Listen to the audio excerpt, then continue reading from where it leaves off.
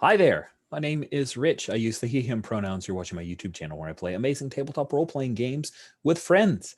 This is part of Star Wars Saturdays. That's why I wear the shirt. I've ordered more shirts. Thank you, Amazon, for continuing to deliver to me during our mild apocalypse this year. Star Wars Saturdays is an ongoing anthology campaign that I've been running for the Gauntlet community for a couple of every Saturday. We sit down and we play different RPGs that are not officially licensed for Star Wars because I do that thing where I hack games or reskin them. This is Rust Hulks.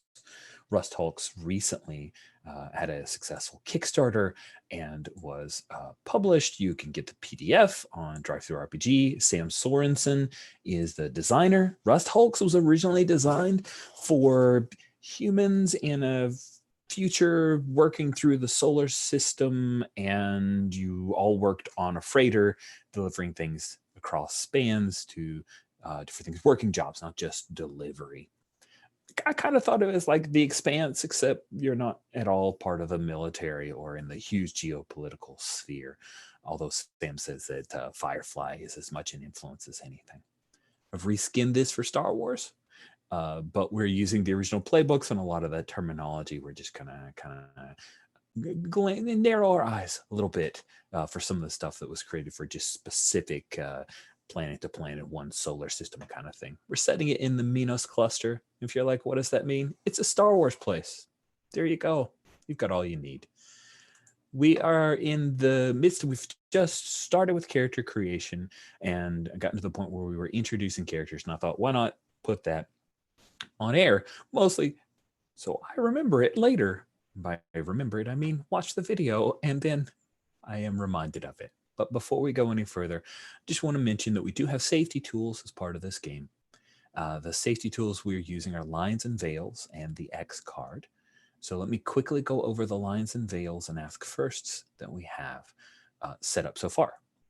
We have lines, which means that we are not at all interested in the following. Lines on sexual assault, sexual violence, and homophobia. They're just not things that we're going to deal with. We're not interested in it. It's a big galaxy. These things are not part of this story. We have veils, which means that this is content we're okay if it exists within our story, but we're not going to shine a light on it. It's a thing where we'll fade to black or do a Lucas-style screen, a star wipe.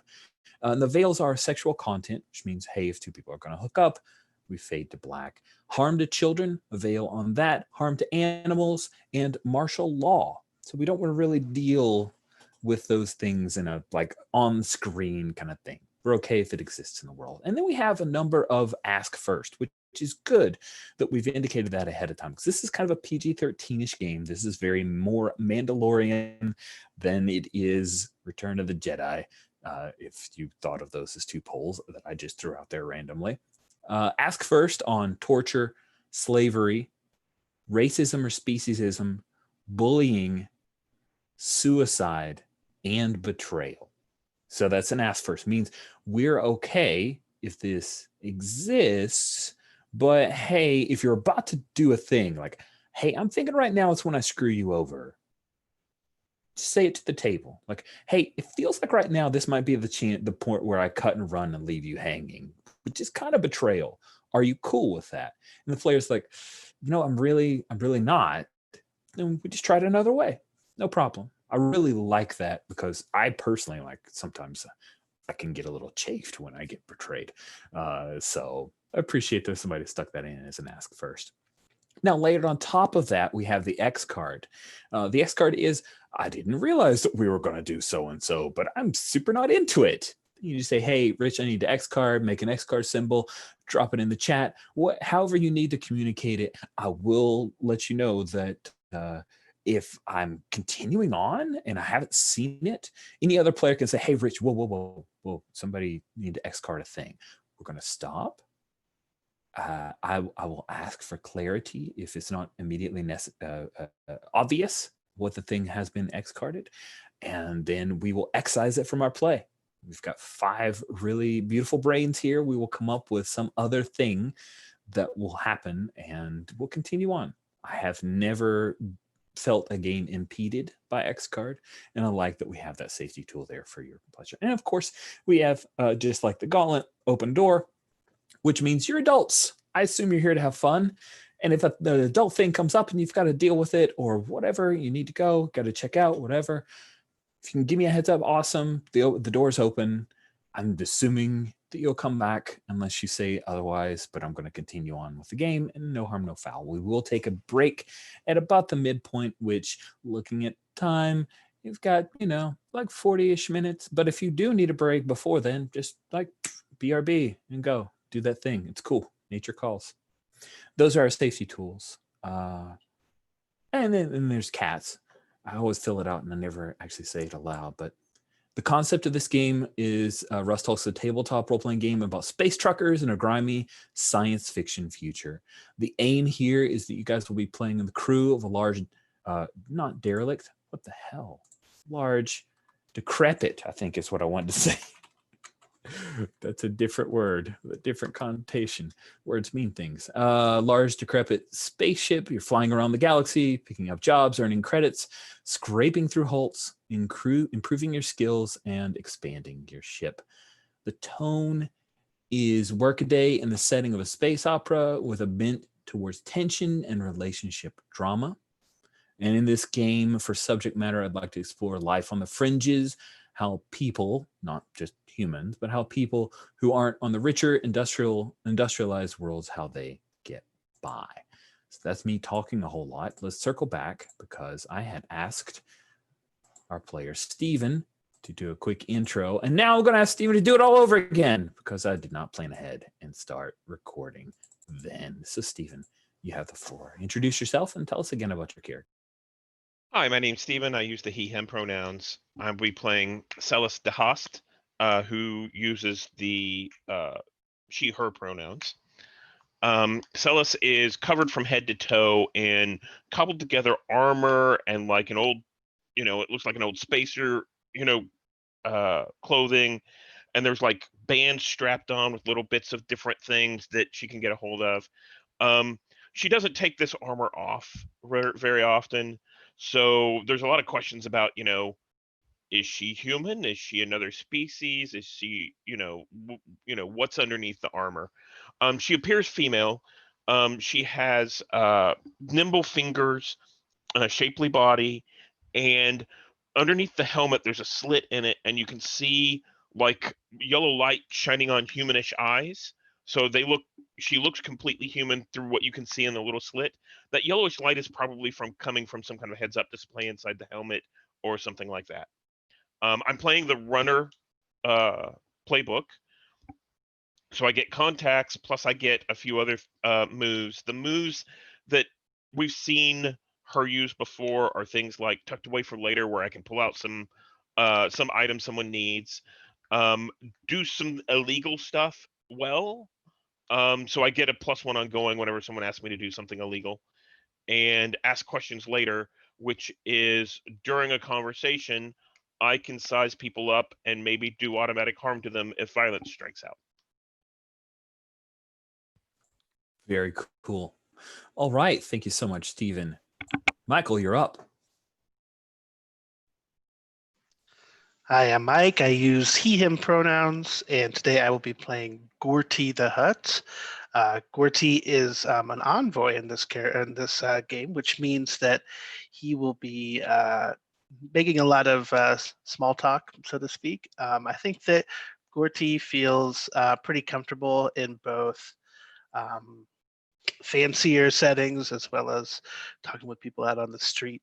And part of that comes from his background as a Hutt. Not super familiar with the whole history of the Hutts, but you may know a fellow named Jabba, who's a popular guy. So yeah, he has a lot of ties to like criminal organizations, but also, some more legitimate enterprises. I think that he's a younger, a little bit more diminutive Hutt. Hutts have a little bit of trouble moving around because they have bodies sort of like slugs. So he does make use of a hover sled, which in this case is spherical, and basically it's just the one that Baby Yoda rides around in, except like bigger. I have no fancy terms for it. So he likes to zoom around in that, and yeah, try to talk to people on the street. Making all my Hynerian dreams come true. So we have a little Farscape crossover there. Sorry. Oh, I was thinking Wally. Okay, well we can go with Farscape then. Oh, very cool. Very cool. Love it, Mike. Good job. Jamie, you are up. Yeah, so I'm playing Aintina, who is the jockey. Basically, they use she, they pronouns. Ain was from Coruscant. Basically, they were taken from their homeworld along with their sister and had to survive through the underworld. It was their sister who was young and hopeful and believed in the rebellion, so both of them signed up and learned how to fly, but it was only Ain who returned home. So now they're just doing their best just to survive. I think that's and aside from that, I picked some moves, basically loop the loop. When you pull a stunt, you can add your gut to the roll. I also got getaway driver. I think Ayn had to learn how to always have an escape plan and try to get out. And Ayn is also keen-eyed. So when they get a read, they can always ask one extra question. They've learned how to be paranoid in order to survive. But yeah, that's basically Ayn. Sorry, I'm quickly. Do we have a name for the sister? Ooh. So I can give you, if you wanted me to circle back to you, I can, but I'm super intrigued by this. Yeah, I think her name is Rasara, because I like that one. That is nice. I probably called her Raw Baby or Raw Bear. So, but yeah, and just to make it extra, she died off screen, blah, blah, blah. Like, it's a whole assumed dead sort of situation. I forgot to mention, I think that Ayn is a Twi'lek, so, but yeah. Fan-frickin-tastic. That's great. Last but certainly not least is Cody. Hey, I'm Cody. I use he, him pronouns, and I will be playing Nobul Bendo. He's an Athorian Junka, and he travels the galaxy and getting up that rust and whatnot. And he's happy to have these fine folks on his side. I don't really have much to describe about him. He's got a bunch of junk moves, and he'll do a bunch of junk stuff. Nice. Are you getting like paid per use of junk? Like, do you get like a 5-cent thing from like YouTube or something? Like, you see, the more you put junk into the Aether, the more the junk will put back into you, my friend. And it's a sort of Athorian wish fulfillment, as it were. Awesome. Fantastic. Now we have everyone has introduced themselves. We go to step 4. This one's the weird one, guys. I think it would be really cool at a table. We're going to try something. We're going to try to make this aspect of Rust Talks work online. So add your dedicated rooms. Add your dedicated rooms to what? Yes, we create our ship. So I thought what I'd do is just screen share. So I've got, as just a reminder, the rooms options and some other things we'll need to choose, but we start off with dedicated rooms. So first things first. Oh, Gordy's shuttle is already up there. It's so cute. Which of these two basic hauler frames do we want to start with? Jamie, which one do you like better, the Scarab or the Kaboti? Ooh, I like the bigger one. Yeah, the one on top. I like that one. Yeah. All right. Cody, are you good with our big giant long hauler there? Is this, are you going around? Is everybody having a vote? Is that what's Everybody happening? has a vote. That's what's happening. I actually like the shorter one. I like the little scrappy 1-1. guy. All right, Steven. I like the bigger one. Okay, and then Mike. Oh no! It's okay. We'll roll dice for it if you go with the Scarab as well. Oh, well, that would be fun. I like the I don't know. I'm really torn. It's I know all- it's a matter of like just an extra cargo hold, but I'm like, man, if we have a bigger cargo hold, that opens up more possibilities where we can carry. But if we have a smaller cargo hold, then we're gonna be more constrained and we'll have to make hard decisions. just to be clear, this is just the skeleton. It's not going to affect what your hull size or anything is. It's just the look. So, like if it makes you feel better, there, it's bigger now. Like I honestly, it's not a trap. This is just I'm gonna vote for the longer one just because it'll have more All right. conceptual space to fit Gordy's shuttle. That's more conceptual selfish space. choice. That sounds great. All right, and let's move Gordy's shuttle down here a little bit, and we'll just expand this just a wee bit. So yeah, rather than drawing it full on, what we're going to do is just start with a basic look, and you guys will drop in your room. So we're going to go from left to right on our character keeper. And what you're going to do is add your dedicated rooms. Now everybody has a dedicated room, I think, but I know that the junker. I do not, Rich. So You you do might want not. me to go last because my dedicated All right, room we'll is start making other over rooms here bigger. with let's start with, oh, by the way, can everybody do rename so that I've got your character names, because I'm real bad at that. So let's start with Celis the host. Celis, what do you add as the runner? Let's see Okay, here. so as the runner, I have a small. The ship gets a small size +1 set of bolt holes. Okay. Nice. So by default, the ship has a tiny engine, tiny helm, tiny set of systems, and 0 armor hulls. Got enough scattered nooks for the crew to sleep, enough varied hideaways for fuel and supplies, but not much else. That's the default. You guys, by choosing playbooks, will make changes to that, and then we'll make some option changes once we've done the dedicated rooms. So first we do rooms. So you've got let's just so we kind of have it in our heads. Maybe because they're holes, like you want to draw like a few of these. Maybe that's too big, but like something like that, and we make it a certain color, like there's the Floodfill Ridge. Yeah, the purple, Like because my purple. character's purple. Oh yeah, there we go. Really good. Where do you want to stick these? I'll make 3. So Yeah, like Oh, but I towards also the just have the helm, and the helm's already there, right? right, but you can make it the way you like. I don't know. Sure. yeah. So I figure we have the bolt holes. Let's say on the top and the bottom. Cool. Near the edge. You want to just move them where you want the bolt holes. Let me see if I can. Should be able to just click on the select arrow, and then you should be able to like select it and then move it on top of this. Yeah. And I'll move this to the back.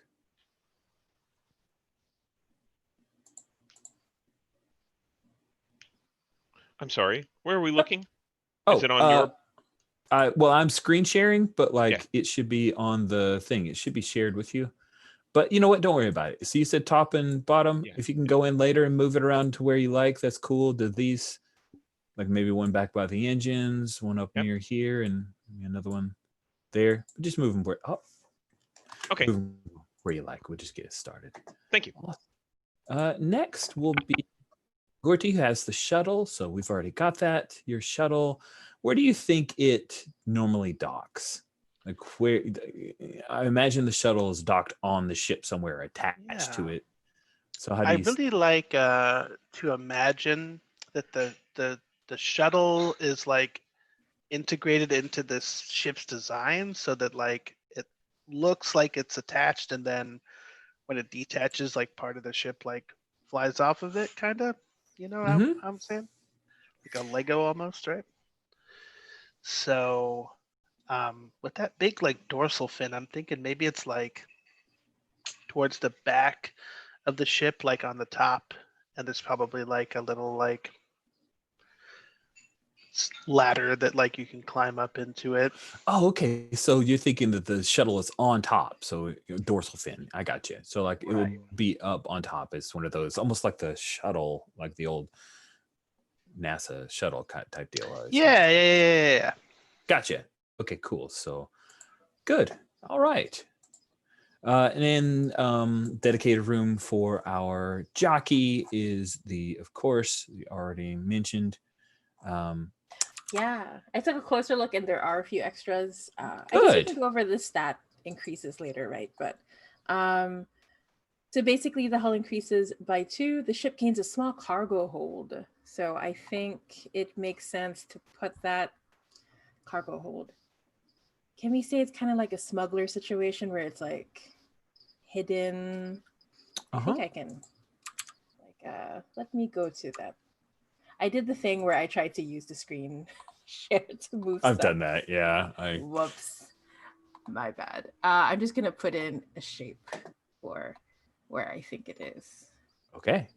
Yeah, and I would change the color because I'm Thank you. obsessive like that. So, but that's the cargo hold, or it could be like something on top. I'm not quite sure yet. And then we also add the ship gains small bunks, right? So I think the bunks are, I'm doing it again. No, go to the proper page. I think the bunks are, I kind of like the idea. Like maybe there's one for each one. I mean, I don't know if the hut actually uses it, but. Do you sleep on the shuttle? I think I do. Nice. So like, maybe they're like different areas. I think that's maybe yeah. Trying to think if we should put another one, or I think that already represents the idea, like there are different bunks. But I think my character just like when she gets lost in it, she just sleeps under the on the helm. Ooh, wow, that's like great. Like a Google employee or something. And these are bunks, so I'll just put bunk. And I would love for us to figure out who sleeps where. Although you guys don't have to worry about your giant hut friend or small hut friend. If you're in a Baby Yoda sled size thing, you're not that big. Are you human sized, Gorty? Yeah, so I think it's like a zoom, like a jumbo Baby Yoda sled. So like, I just did this with my hands. Like I'm this big. That's great. So That's awesome. Like, if that is helpful at all for your. It is sweet. Thank you. And then Dobul, is that how you're saying it? Yeah, Dobul. Yeah. Dobul. Dobul, you as the junker, what's your dedicated room? I just add +1 to 2 rooms of my choice, I believe. So I think that, yeah, any 2 rooms of my choice get +1 size. So I wonder if we need to do our starting rooms first, because it looks like there's options or something. Yeah, let's jump over here to our Rust Hulk and do that. So the first thing I heard was that the hull goes up by 1 because of iron, right? Yep, that's right. By default, you guys have those options. So we choose 4. We have engine, helm, systems, and hull. So actually, the hull is +2. I forgot. Quite. Oh, +2 from you? Yeah. Awesome. That's great. Maximum to +3. Yeah. Nice. So you guys get to choose 4 of these options. You can add stuff here. You can add any of these options. You get up to 4. You can choose some of them maximum. Now, as we talk about this, let me notify you. Fuel for 1 span costs credits equal to the largest size room on the ship. So if every room is +1, fuel costs 1 credit for a span. A span is jumping from one planetary system to another, or one section of the galaxy to another. Often within the Minos cluster here, if you were to travel from Adarlan to Purgator, that would be, like 2 to 3 spans, right? But if you were going from Quacra to Railtear, that's just 1 span. Makes sense? It's a little fuzzy logic, but generally everything you're doing within Minos clusters will be between 1 to 4 spans total. So with that in mind, we just go through. So we'll start with our junker.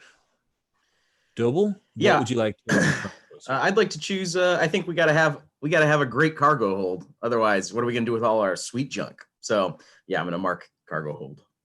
Okay. So the cargo hold that Ein had added now gets a +1. So it's now a size of 2, I believe. And why don't you make a choice for our hull? It's between 1 to 3 options for the look. So why don't you, if you can go into your version, not trying to click on the screen that I'm sharing. Sure. You can work on the hull, and then we will move from left to right. So now, Ein, what would you like to choose of the options for rooms? –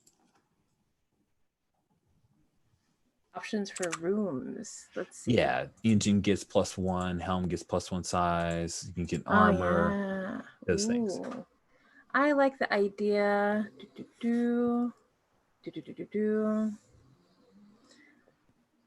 I like. Do we want a bigger engine? Let's get a bigger armory. Okay, Yes, and we need it. armory gets +1 size. All right, so let's keep that in mind. Sweet. And then if you could, because you like the engines and we don't, we have a, let's see, we have a junker, we have an envoy, and I'm still memorizing playbooks. A runner, right. So let's have you choose one of the looks for the engine, Ein. And next we will go to Gorty. Make a choice here on these options. Yeah, how about we haven't talked about the systems yet, so let's go ahead and give them a little boost. All right, sweet. Let's go ahead and have you choose a quirk to the look of the ship, and you can just choose that at any point. And we'll move over to Celis. Cool. So Celis, what would you like to choose of the options? You're the one who gets the last of the 4 options. So right now we have systems, cargo hold, and armory. I'm going to choose engines because we have to get away from those Imperials. It's true. And bam, you have engines at +1 size. Sweet. So you can choose either interiors or lighting for one of the looks there. And we'll circle back around to Dabul. And you get to choose one of the 2 here of these options about, infirmary, guns, shuttle, boarding dock, bolt holes. You can add size to any of those effectively. Okay, yeah, look at that. Let's see here. It's a tiny shuttle. Well, we already got a shuttle. I know. Don't even have to worry about it. Yeah. I guess I'll go with the ship gets a tiny boarding dock. Yeah. Sweet. Okay, a tiny boarding dock. Neat. And then if you could pick out a perk for me here that you like, Dobul. Next is Ein. You get to choose one of the 2 options there on the then choose 2. Probably infirmary, just in case. It's not a bad idea. All right, get a tiny infirmary. Sweet. Good. And then if you could choose a knickknack that we might find on the ship. And that's the 2 that have been chosen then. So next, Gorty, you get to choose 1. I don't think it could hurt to have a little bit more hull. +3 armor. Boy. All right. I think I'm doing that right. Sweet. Awesome. And if you could pick an interior look for me, Gorty.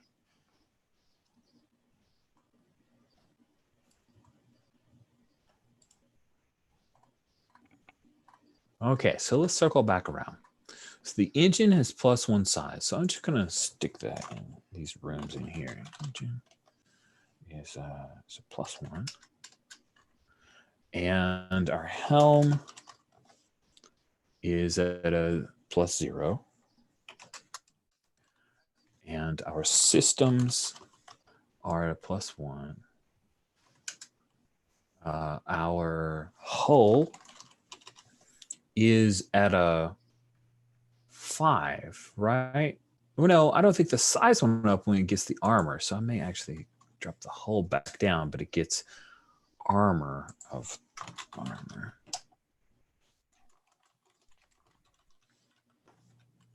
Size is 2.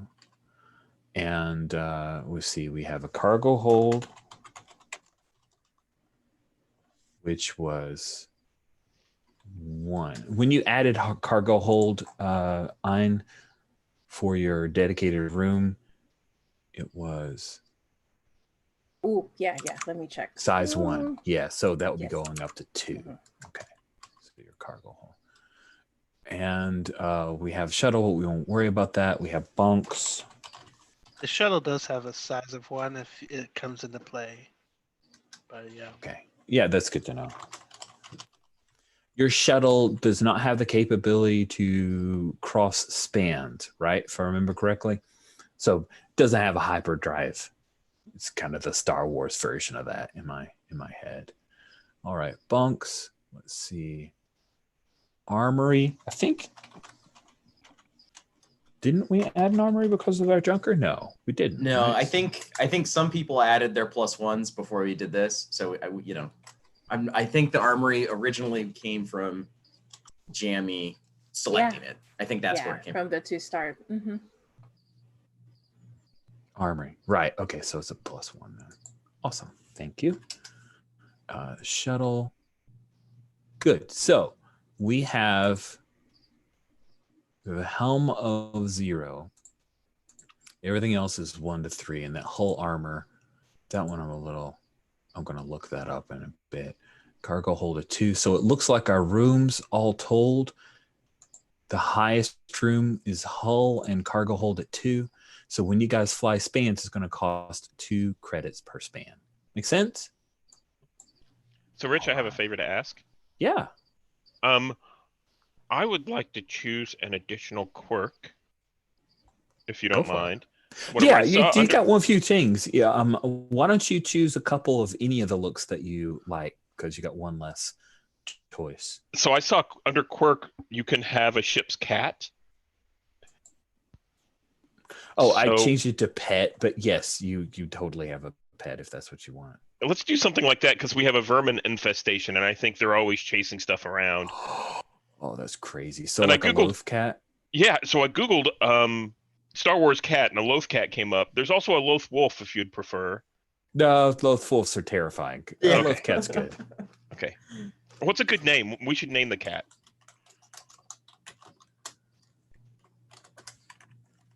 I'm not a cat person, so I'll leave that to anyone else who would like it. So happy we have a loft cat. It's one of my favorites. I named my cats based on where they were found. So I have a cat named Pallet. She lived in a wooden pallet. That's fantastic. Maybe, one of my cats' name is Chassis because he used to hide under chassis. There you go. Oh, Baba Cat. Like that. That's good. Yeah, I had a Star Wars Saturday character who had a loaf cat, and it was named after a person, a hero. Let's call it Ditch. Ditch. I like that. That's good. Fantastic. Someone find a loaf cat pic and stick it in for Ditch, which is right there. All right. So it appears that our engine started at tiny. We made it size 1. Started at 0 helm. We didn't change it. We have a set of systems at 1. We have a 0 armor hull. Now we have a 3 armor hull and nooks and crew for the sleep, but we actually have bunks. Oh, someone erased that? What was there? Something that said 2 on it. Smug cargo hold, maybe? Oh, shoot. Nope, that wasn't me that erased it. We have a ditch picture. Okay, cool. Yeah, I found it real quick. Perfect. Sweet.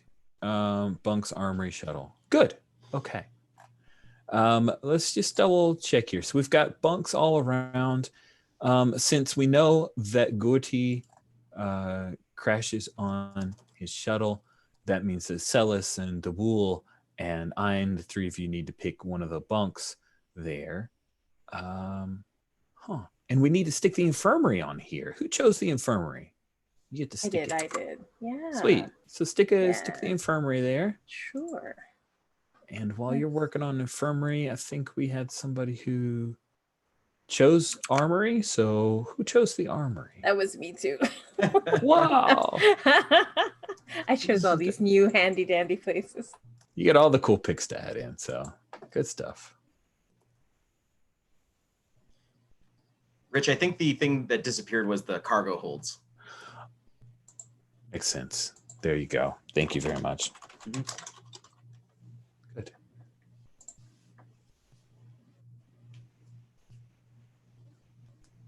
Okay. Well, how do you guys feel about this? Feel like it's taking shape? Like, do you have a general picture? I feel like it's still pretty loose, but it's taking shape a little bit for me.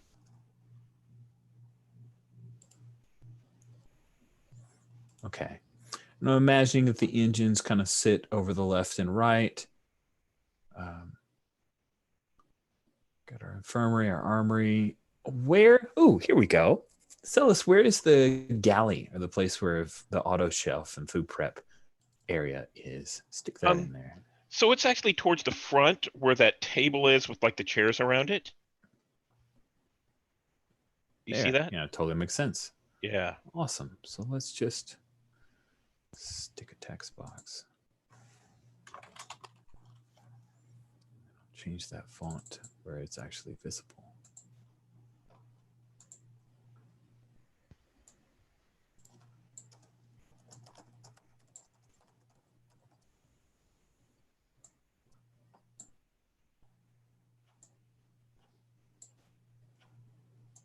Yeah, having the base ship really helps a lot. Good. So I think your cockpit is probably like right there. Do you think that's where the... Yeah. Am I using the right term versus what this game calls it? Helm? Helm. Quotation mark? I should call it helm. So the helm. Or isn't there a cooler flight name deck than right that. below that? Is there? Like, there's a little inset picture, it looks like, that says flight deck. Oh, you're right. Yeah, I Oh my think gosh, that's the picture of this what it cat looks like. is cute. It's really cute. Cool. So now that we've got that done, I'm about to do a thing. Hold on just a second. I'm going to blow all this stuff up a little bit. Sorry.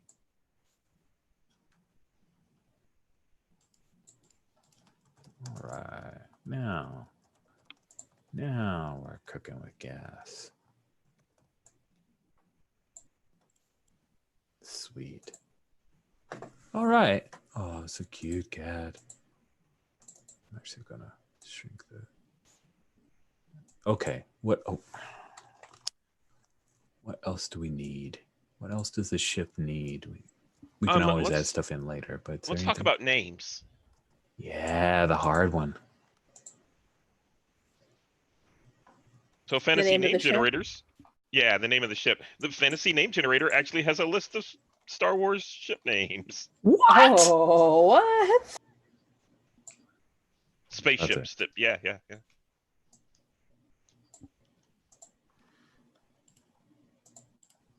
So what I'm seeing is, from the description that we have, scrapyard, smoky, humid, flickering lights, that kind of stuff.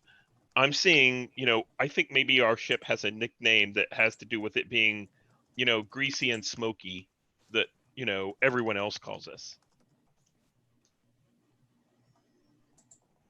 Kind of cool.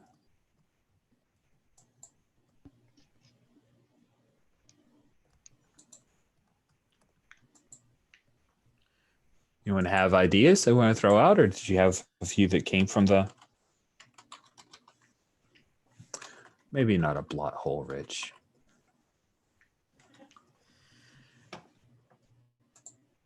Rich, I still need to choose my +1s to 2 separate rooms. Oh, yeah. Oh, yeah. I don't know you. if anybody else has those that they need to do yet.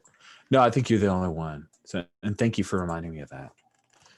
Do you want me to just increase the numbers? Yeah. For our little list down tell here? us how you went about it. And I mean, how I went about it is about to happen. I don't know yet. I think I'll give one to the helm because I feel like the helm should have something to it. It should have some oomph available to it. And I think the other thing is gonna be the cargo hold. That's right. Nice. So adding those in means you guys are going to be able to take bigger jobs, but it's going to cost you more credits per span. So that's good. Overall good. Sweet. Oh, yeah. I love that shape. Way to go, Mike. That's really smart. Oh, yeah. Yeah, nice. This is starting to feel... Yeah, I've got some feelings for this. This is good. I'm curious what's all in the middle of here. You know, like, what the hell is in there? And neat stuff. Sweet. All right. Anyone have stuff, any other looks they wanted to choose? You can do up 1 to 3 options. So take a look at hull, engine, interiors, lighting, and name. We haven't finished a name, right? Crap. Let's do that. So yes, Stephen has started the process with the fantasy name generator, talking about something smoky and kind of rusty. Do we have any names that came from the generator for a ship along those lines? It felt like it. It was all cooler than cool names that I found so far, like Cataclysm. Oh, yeah, that's... Yeah, a lot of these names are just way too cool. I don't think we're that cool. I see other names potentials are like Marauder or Brute or Misery. I like Smoky. I like a descriptor like that. But I feel like our ship has a cargo of 3. This thing's got to be a big. This is like a bantha. This is like the Smoky bantha. Yeah. Or you know, it's like Good. Yeah. I like that. The Smoky Bantha. That's awesome.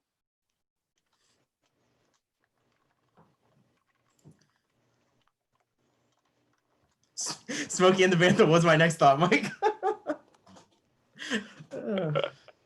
Oh, that's good. Smoky Bantha. Hot. That is great. Good. All right. Choose options for your ship. Draw your ship. Fill in your chains. Oh, friends. This is going to be the fun stuff. I think that the relationship mechanics for this game are fascinating. I cannot wait to see them in play, and I look forward to developing them. So we have the Smoky Bantha. All 4 of you are the crew on the Smoky Bantha. There's probably going to be a droid on here at some point. But for right now, let's work with you guys. Okay. So let's start. Start with Dobul, our junker. All right. So the way we work out our relationships. Let me see. Contacts, experience, improvement, junker's kit, chains. Okay, I think that it actually is just here. So, chain questions. And if you're wondering where this is at, it's under the Chairgen or Kargan, or however you pronounce it. Also on page 1 of the playbooks. Each of these questions, the Slack questions, choking questions, each of these questions apply to 2 crew members. Numbers in parentheses indicate the 2 heats of the chain. Decide between the 2 crew members who has which heat. Remember that while the chain between 2 crew members is the same, the 2 heats of the chain can and will be very different. So heat is the modifier, and then the attitude. The chain between 2 crew members is the same. The heats of the chain can and will be different. Okay, sorry. So the chain between the 2 crew members is the same. The modifier of the chain can and will be very different. Okay, so we have a number of questions, and I believe our goal is that for every 2 slack chains you create a choking chain. Go around until every crew member has a chain with every other crew member. You can decide which questions to ask and ask them in any order. But remember, high heat can be both good and bad, heat being the modifier. Slack questions give slack chains. Choking questions give choking chains. No chains start as taut being the middle value. Slack is positive, choking is negative. So a slack chain means that there's no tension between the two of you. You're good. Choking means that that chain is around one or the other's necks and it's not great. It can change. While we, I believe we have lines or an ask first on betrayal. That doesn't mean you can't start off with a slightly negative relationship with someone that could change over time and vice versa. So let's start with Celis. Look among the Slack questions and see if there are any in particular that appeal to you. Oh yeah, definitely. So, Jamie, is it okay? You said that An had left Coruscant, right? I think Celis was involved in getting On off of Coruscant. So I think that which one of you got someone else out of a big jam? What was the jam? Were you in trouble on Coruscant whenever you left? You and your sister? Oh yeah, for sure. That's why we were desperate enough to join up with the rebellion. Did you owe someone money, or did something happen to your parents, or what do you think? I think it was one of those things where we got caught up in some bad business. We were just supposed to work off the debt. But they kept changing the terms. And we were like, that's it, we're out. And they didn't take kindly to it. And how about if you made a big score, you were selling something for some money and you gave it to me instead to get you off planet. Oh yeah, I like that. That's cool. Yep. So and then got you off planet, but then Ein and their sister went off to the rebellion, but Celis did or didn't? Did not. And I think that now we've come back together. Yeah. What do we put down for that? Oh yeah, we decide which heat is assigned to who, right? Right. So got someone else with a small jam 1-0. So No, this is a big jam, so this is 2-1. Big jam, there you go, 2-1. Good. So good question. I think that the heat for Celis. Oh, that's really interesting. Sorry. Yeah, I guess. Would it make sense if I say 2 to Celis because I feel like I owe you, right? Like you helped I think me. that makes sense. Is that how it works? Am I understanding? Yes, that is my understanding of it. Yes. The modifier is how strong, and then the attitude is whether the taught and all that stuff is where it's negative or positive. And I'm going to skip ahead to on the actual full PDF to make sure that I'm applying that. So it should be 2 for Celis on Ein's sheet or heat. Oh. And it would be 1 towards Ein for Celis because it says 2,1. Yep. Okay. Okay. Cool. Thank you. That is great. Gorty, you are up. Do you have any of those that appeal to you? Sure. I kind of like, well, I'm going to ask about this one first, kind of in accordance with our lines and veils.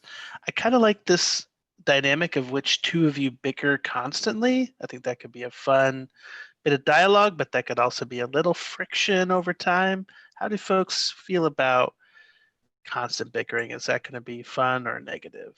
I think that's every RPG I've played, so I'm all on board. Yeah, I think as long as it's kind of like the funny kind of, like as long as we're not going for below the belt or anything, right? Like if it's Han and Leia going at it, like that kind of bickering, that's fine. Is that cool with you too, Steven? Yeah. Absolutely.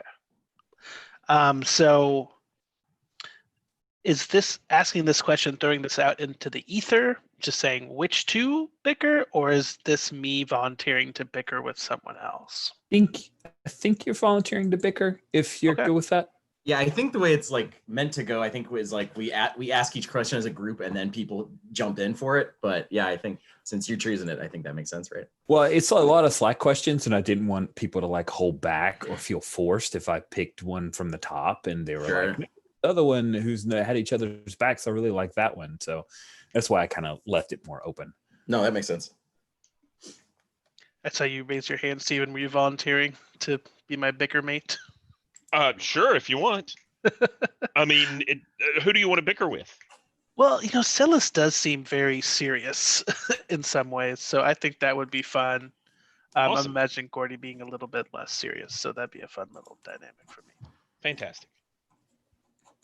And that is a choking chain, just to clarify. Oh, nice. Yeah, the peck. And so the heat between both of you is 1, and you both bicker constantly. And I got to remember that. Ooh, and the question is, what set it off? Yeah. How did it start? Did I steal something from you? No, Jamie's following up on that. The choking question is, which two of you bicker constantly? What set it off? Jimmy was just doing the follow-up, like, why do you guys bicker? Is it because Celis is so serious and mysterious? What do you... I think that's what Steven's saying. Do you bicker because he stole something from... Maybe not. Oh, sorry. I thought you meant... I think we're all saying a lot of things, but we're thinking, Steven, what did you mean? Oh yeah, I was trying to figure out why we were bickering at each other. I like the idea of I'm too serious, and we're just at odds. Maybe I messed up a deal of yours. I don't know. What do you think, Mike? Does Celis have like a pet peeve? Yeah, I think Ditch, the loft cat, always gets in her way. Oh, and Gurti just loves Stitch. Yeah, like puts out food. Maybe you put out food too close to my bunk. Okay. Or like we'll be playing, I'll be chasing them, and then like, yeah, gets in your way or gets up in the helm or whatever where you're at. Yeah, cool. Nice. I don't imagine you being the person who like kicks the cat, but you're probably not like, oh, that dang cat or whatever. Is it one of those things where the more you try to get away from the cat, the more it likes you? You were muted there, Steven, so I didn't catch that last bit, but and you're still muted, sorry. Yeah, I'd probably move the food dish away from my bunk and all that kind of stuff. Yeah.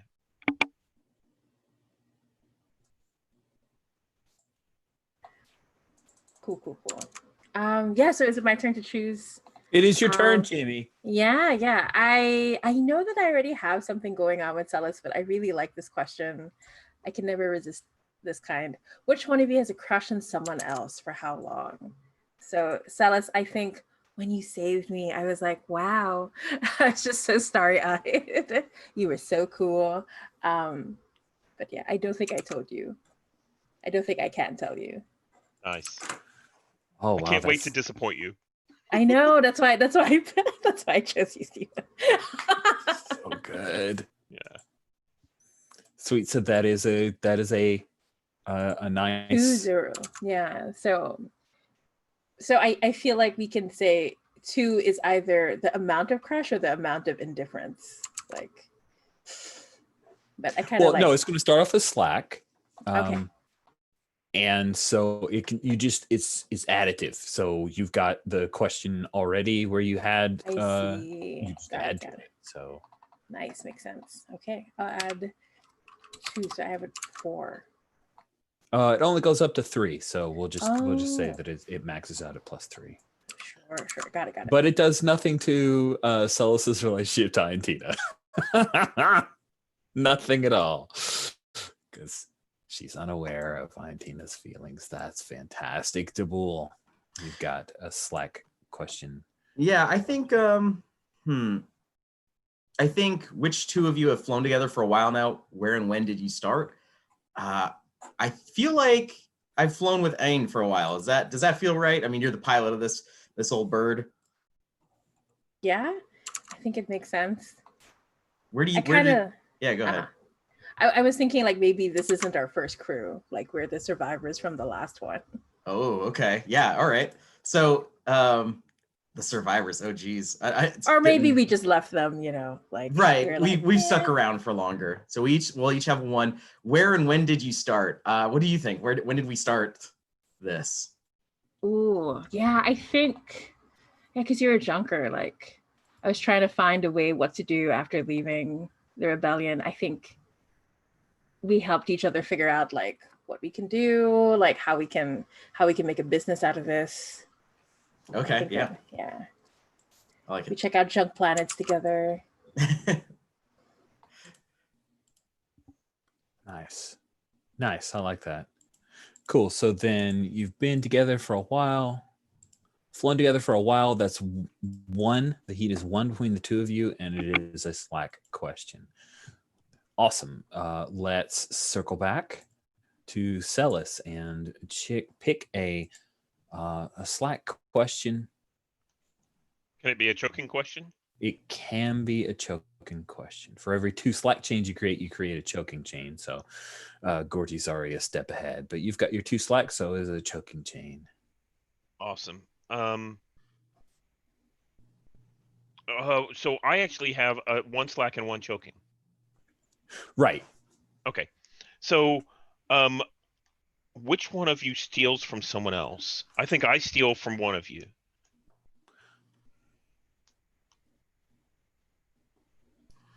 Who wants to be stolen from? Yeah.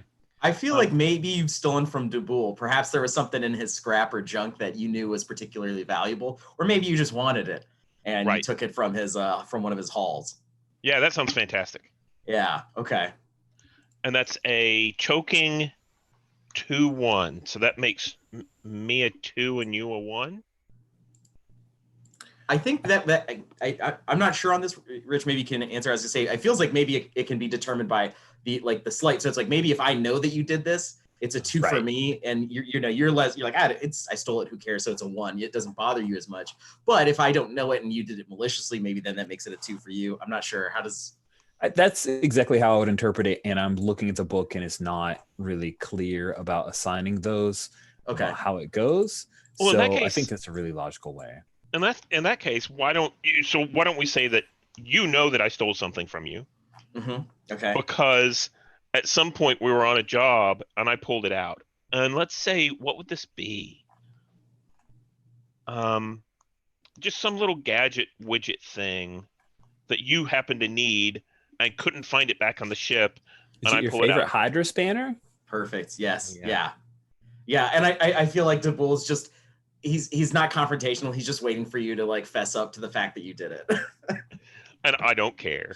Exactly. Okay. So Duboul's stewing on it. He's the 2. Got it. All right. Perfect. Great. Sweet. Gorty, choose another relationship, one with Ein or Duboul. Let's get tied in with Duboul a bit. Maybe, if you want to.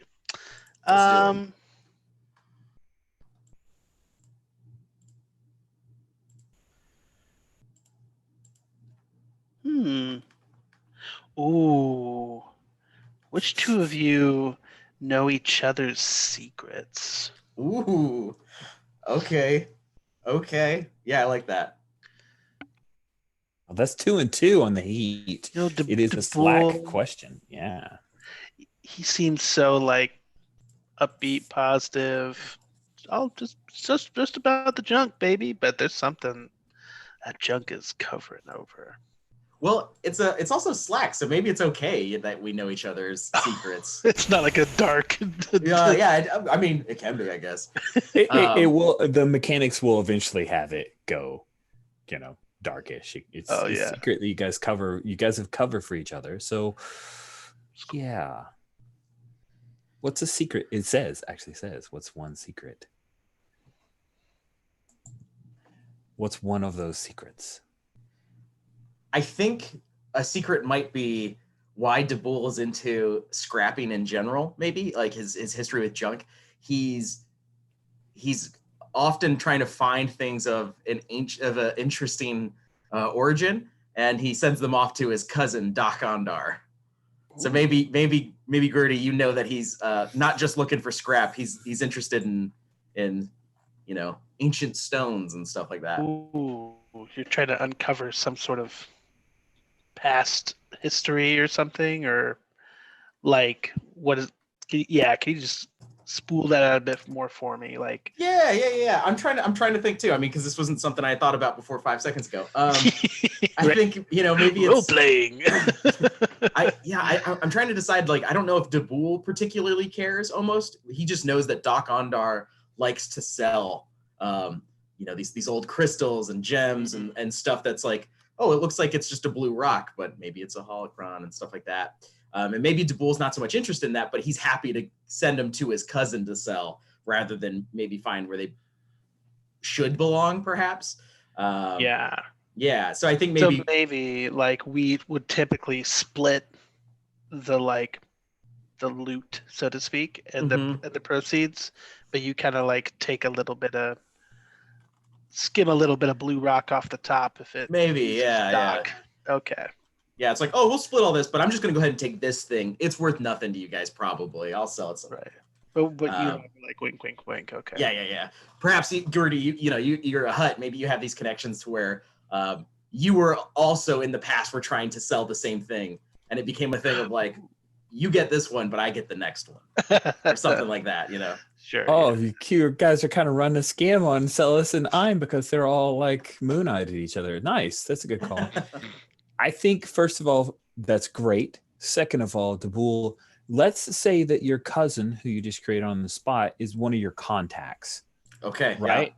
Yeah. So just swap out any of those contacts listed for the Junker to be Dakar? How do you spell that? You guys don't know Doc Ondar? Nope. It's DOK-ONDAR. Doc Ondar is the name of the Ithorian in Star Wars Galaxy's Edge, the amusement park. He's the guy. He's the Ithorian guy who runs the junk shop, where you can buy like statues and stuff. That's who my picture is of. I totally didn't know that. Hyphen. Okay, not apostrophe. Doc Ondar. Sweet.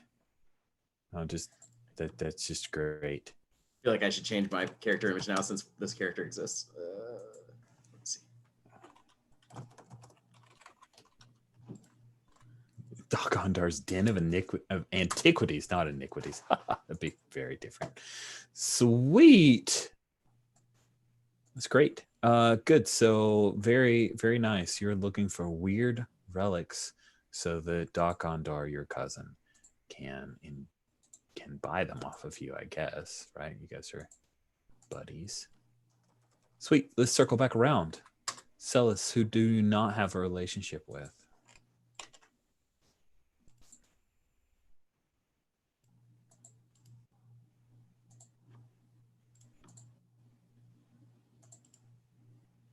If you are talking, I cannot hear you, Stephen. Oh, wait, you're doing the head touch thing. I've got a relationship with everyone. Gotcha. Okay, good. Fine. Who do you not have a relationship with? I don't have one with Gordy the Hutt. So should I choose? You've got 2 slacks, so now you must choose a choking relationship. Sure. I'm going to choose... Why can't we trust each other no matter what? Dun, dun, dun, dun. I think, because we're both underworld folks, I want to say that I don't trust anyone from Nalhada, especially if they're a Hutt. Like, I've seen too often when someone from Nalhada comes to Coruscant, it's bad news for everyone I know. But what do you think, though? It's a little close to speciesism, though. So what do you feel about it? Well, and I'll ask Frisk about this one. I know that Star Wars wise, that Twi'leks have a history of being enslaved by Hutts, like that was something in the movie where Jabba had his Twi'lek slaves, so I think that would be a pretty good reason to not trust a hut. That's up to you. Yeah, I think so. Like, we don't have to go into detail, but I was thinking it was pretty much like forced servitude that Ayn and their sister had to deal with. Yeah, we can do. Yeah. Yeah. I like that, as long as everybody's cool with it, with our lines and veils. We won't need to detail it too much, but this is really interesting because Ayn and their sister are from Coruscant, probably from one of the lower levels. So there's probably a lot of like overlap with the Hutt cartel games that I've run in the past, and that's delightful. Makes me very happy. Yeah, I think yes, I am into it. Sweet. So it appears that we have finished our chains, friends. Yeah, we did. We're doing Step 7 great. down. And All right. To clarify with you, Jamie, that was a choking chain, right? It is. Yeah, that's right. That's right. I Totally went ahead and did joking. the drop down for you because Yeah. Awesome. we have one step left before that begin play, which will take a bio after this. Elect a captain. This should be unanimous among the crew. Make deals and bargains if you have to. The captain then picks up their captain benefits on their playbook. We're such a mess. I don't know. You got to get jobs. Yeah. So someone needs to be captain. Somebody has to be captain. Somebody has to make the final say. This is not an egalitarian commune of some kind. I feel like. Go ahead, Stephen. I was going to say, I don't feel like it would be Celis because I think she's going to run. She's going to cut and leave you guys if she gets the chance. I don't know if I feel like it's the bull. He's looking for stuff. I kind of think it's either between An, the pilot, and Gordy, the envoy. What do you think? I was going to say I think it's between Dabul and Ayn just because they've talked about being on similar jobs in the past that we've been a crew together. So maybe only in the sense that it's between the two of them because they've been doing this longer. That would be where I think. And so far that sounds like 2 votes for Ayn. I knew it was going this way all along. What? We're gonna have an angsty captain, of course. I'm okay with it. What do you think, Michael? I imagine that Gorty fell in love with the Smoky Bantha, like at some spaceport. Like it's got all the vermin you can eat. It's humid, just like home. There's just so many comforts, and he's trying to make his own way. So I think he like bought passage onto your ship with his trust fund, and yeah, totally happy to have you be the captain. You have your own shuttle, right? I do, but I wonder if it's something that like I spent credits to like a point. It's like a contract. I was going to say, is it like a luxurious shuttle? Do you get to outfit it and everything? I think I'm imagining that the exterior of the shuttle kind of matches the hull of the main ship, but interior wise, it's been decked out. It's got like a very fine like wooden desk from some like rare tree, and like it's got the safe in there and like incense like. You have like a Kashyyykian cabinet of some kind. Yeah, exactly. Yeah. Hot. I'm into it. That is so good. It looks junky. It like totally matches, but on the inside it's pimped out. That's great. So Ayn, you are the captain. You pick up the captain moves. You have Alpha Dog, get a job, and get paid. Oh my gosh. I'm also looking at the playbook. If you're chosen to be the ship's captain, you immediately take +1 to stat of your choice. You also get trader's routes, and everyone immediately heats their chains with me. I'm not sure what that means. It goes up a number, I think. Yes. Okay. So everyone gets to +1, which means the choking becomes more bad. But the slacks get better. That's awesome. Okay. True to my word, it is time for a break. It is currently 7 minutes till. Let's meet at the hour, but if somebody needs a minute or two more, that's perfectly fine. And then we'll work about getting you a job, and we'll have an hour to get through it. Maybe a little less than an hour. I'd like to stop to do feedback at the end. So plan for about 40-ish, 45 minutes of straight through play. It's going to be fun. See you all in 7 or so minutes. See you then.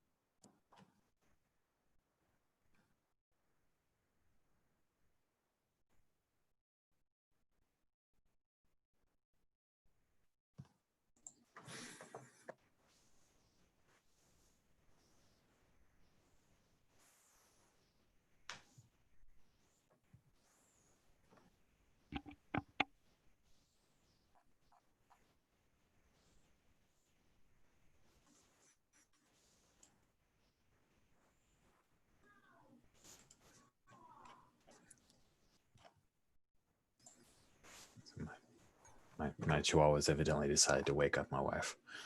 He does that by walking up, finding it where she's lying in bed, like her arm, just does this on her arm until she wakes up. He's very consistent. He's kind of a dick in that way. Welcome back, everybody. One little update I made to the NPCs tab, because I can't help myself, is that I stuck in a kingpin from the Hutt cartel from Coruscant named Screet Montbank. I think that you escaped from Screet. Don't think Screet owns slaves, but Screet understands that, sometimes there are people who happen to be owned. So, Yeah. I like it. Good. That is a character that Tyler played in a Hutt cartel game that I like, so I just stuck it in, and I appreciate you being open to that crossover there. If you want to, at any point, Jamie, find a pick for Rasara, I stuck her into the NPCs, and good. So I had stuck in some NPCs in the top row, but you guys have contacts, and they're more important, so I can just change names to suit. We are going to start off with the four of you on a planet within the Minos cluster called Adarlan. Adarlan is one of the newer planets within the New Republic. It actually wasn't colonized until about 250 years before the first Death Star was destroyed. So it's a newer part of the established, and it's very quickly grown up. It's kind of Space Vegas in that, like, it was just this planet, and then all of a sudden it was colonized, and it's on the rim of trade route. So it has lots and lots of trade, but it also has a large number of tourists because Adarlan is kind of like Bollywood.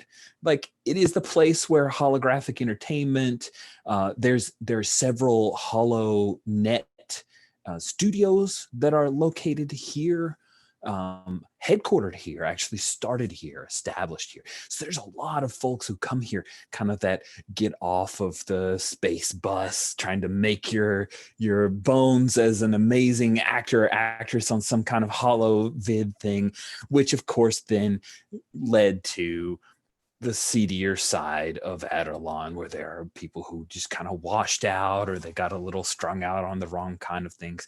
So there's a lot of highs and lows in Adarlan. It's very glitzy.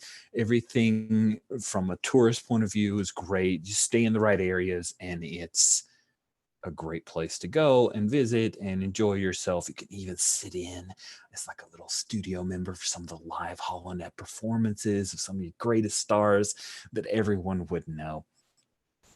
But you guys don't deal with any of that because you're on the Smoky Bantha, and you probably don't want to afford the credits for the permits to park at the really nice spaceport where all the sleek yachts come in. And I mean, Gurti, you've probably been to Adarlan a number of times, I would imagine. So let's go ahead and start off with the crew setting up a job, right? Because we have a limited amount of time, friends. You've got no time to waste, and the Smoky Bantha deserves fuel and supplies. So, Ein, why don't you look among your contacts and you tell me, who is it that you are meeting with among your contacts here at a glitzy bar in Adarlan? Yeah, I think it's Dawson, an authority bookkeeper. We can change the name to make it more appropriately. But I think when we say bookkeeper, we mean like working for like a corporation kind of idea. Or yeah, that sounds great. That sounds great. Yeah, I like that. Yeah, I suspect that Dawson, we really need a more Star Warsy name. I kind of like, let me look. I want to say there are let's see. I like the Duros. Let's say they're a Duros. Nice. Yeah. So their name is Gency. Yeah, I'm going to change that. So Gency, I suspect, has been helping money disappear when it needs to, moving it around, and stuff like that. So I'm surprised when they tell me they might have a job for me. Moving credits around, making things disappear. Awesome. So Jinsei Vukuto has asked to meet with you at this, again, glitzy kind of bar. It's not really, it's like that off the beaten path touristy. So occasionally you'll see people come in with their kids and then like that, whoa, and they will like slide off. And Jinsei asks for this meet. You guys head in and Jinsei comes up. Ein, come. And he's very touchy. He wants a hug of some kind. He's never really made more than a hug, but it's that thing of like, are you really gonna hug me again, Duros deal, right? And he's got these like long, skinny fingers, and I'm into that, or did she like slide off of it? Yeah, Ayn does that whole it? like one-armed hug, like yeah, but the other arm is like in case something happens. Like yeah. Jency, have you gotten work done or? What are you saying? I'm not naturally beautiful? He like slides along his chin, which seems just a little sharper than before. I think I should be Whoa. insulted, don't you think, Gurti? I should be insulted. No, I just have a good eye for these things. I just wanted to know their number. I need a little, work done. Or some people I know that I have to look at all day. And then he like slides his hand up to your cheek and runs those long tapered fingers along the cheekbone. Oh, you are such a bad liar. You're perfection. Perfection. Well, friends, come have a seat. I have work that needs doing. And so what Jinsei is, first he'll order a round of drinks. So Dabul, how are you handling this? Like, I'm imagining it's like a horseshoe booth kind of thing. And of course he wants to sit by Ein. Where does Dabul park himself and what does he look like? Like, what's his appearance? What's his general vibe in the bar? Yeah, Dabul, so Dabul, he's very gangly, as most Ithorians are. He has a really haggard, weathered face, puffy eyes. He's wearing ancient-looking clothing. He sits kind of near the edge of the table, and he's just scanning the bar, looking around. He's not interested in whatever particulars this job might be, unless it has something to do with what he's interested in. He's here to help, but he's not engaging necessarily with this contact. Yeah. Cool. All right. So I'm actually going to slide into mechanics just for a little bit to have this conversation because I want to try to use the get a job role the way that it is written. So when you put the word out and try to land the job, name the type of job and whether you want legal or illegal work and roll plus face. So as the captain, you've got this meeting, but really you're going to get the legality or the type of job is what you choose. So the question is like, what are the types of jobs? That's a great question because it's not on the playbooks. Here they are. Actually, I'll make a list of this for our character keeper next time, but I will tell you what they are. We have, I'll type them in chat as I mention them. The hall. The hall is, it's like, it's hauling cargo. Pulling a haul means shipping cargo from one place to another. The second type is the ferry, which is ferrying passengers. And again, you can choose legal or illegal. Illegal pays more, but has more danger to it. Legal, cake easy, but you don't get paid as much for it. The escort. The escort is escorting another ship or ships from one place to another, fending off trouble along the way. You guys probably are not super good at that thing. Here we go. This is job that I'd be interested if you want the hit. Run a hit means going somewhere to kill or destroy a target. The fetch.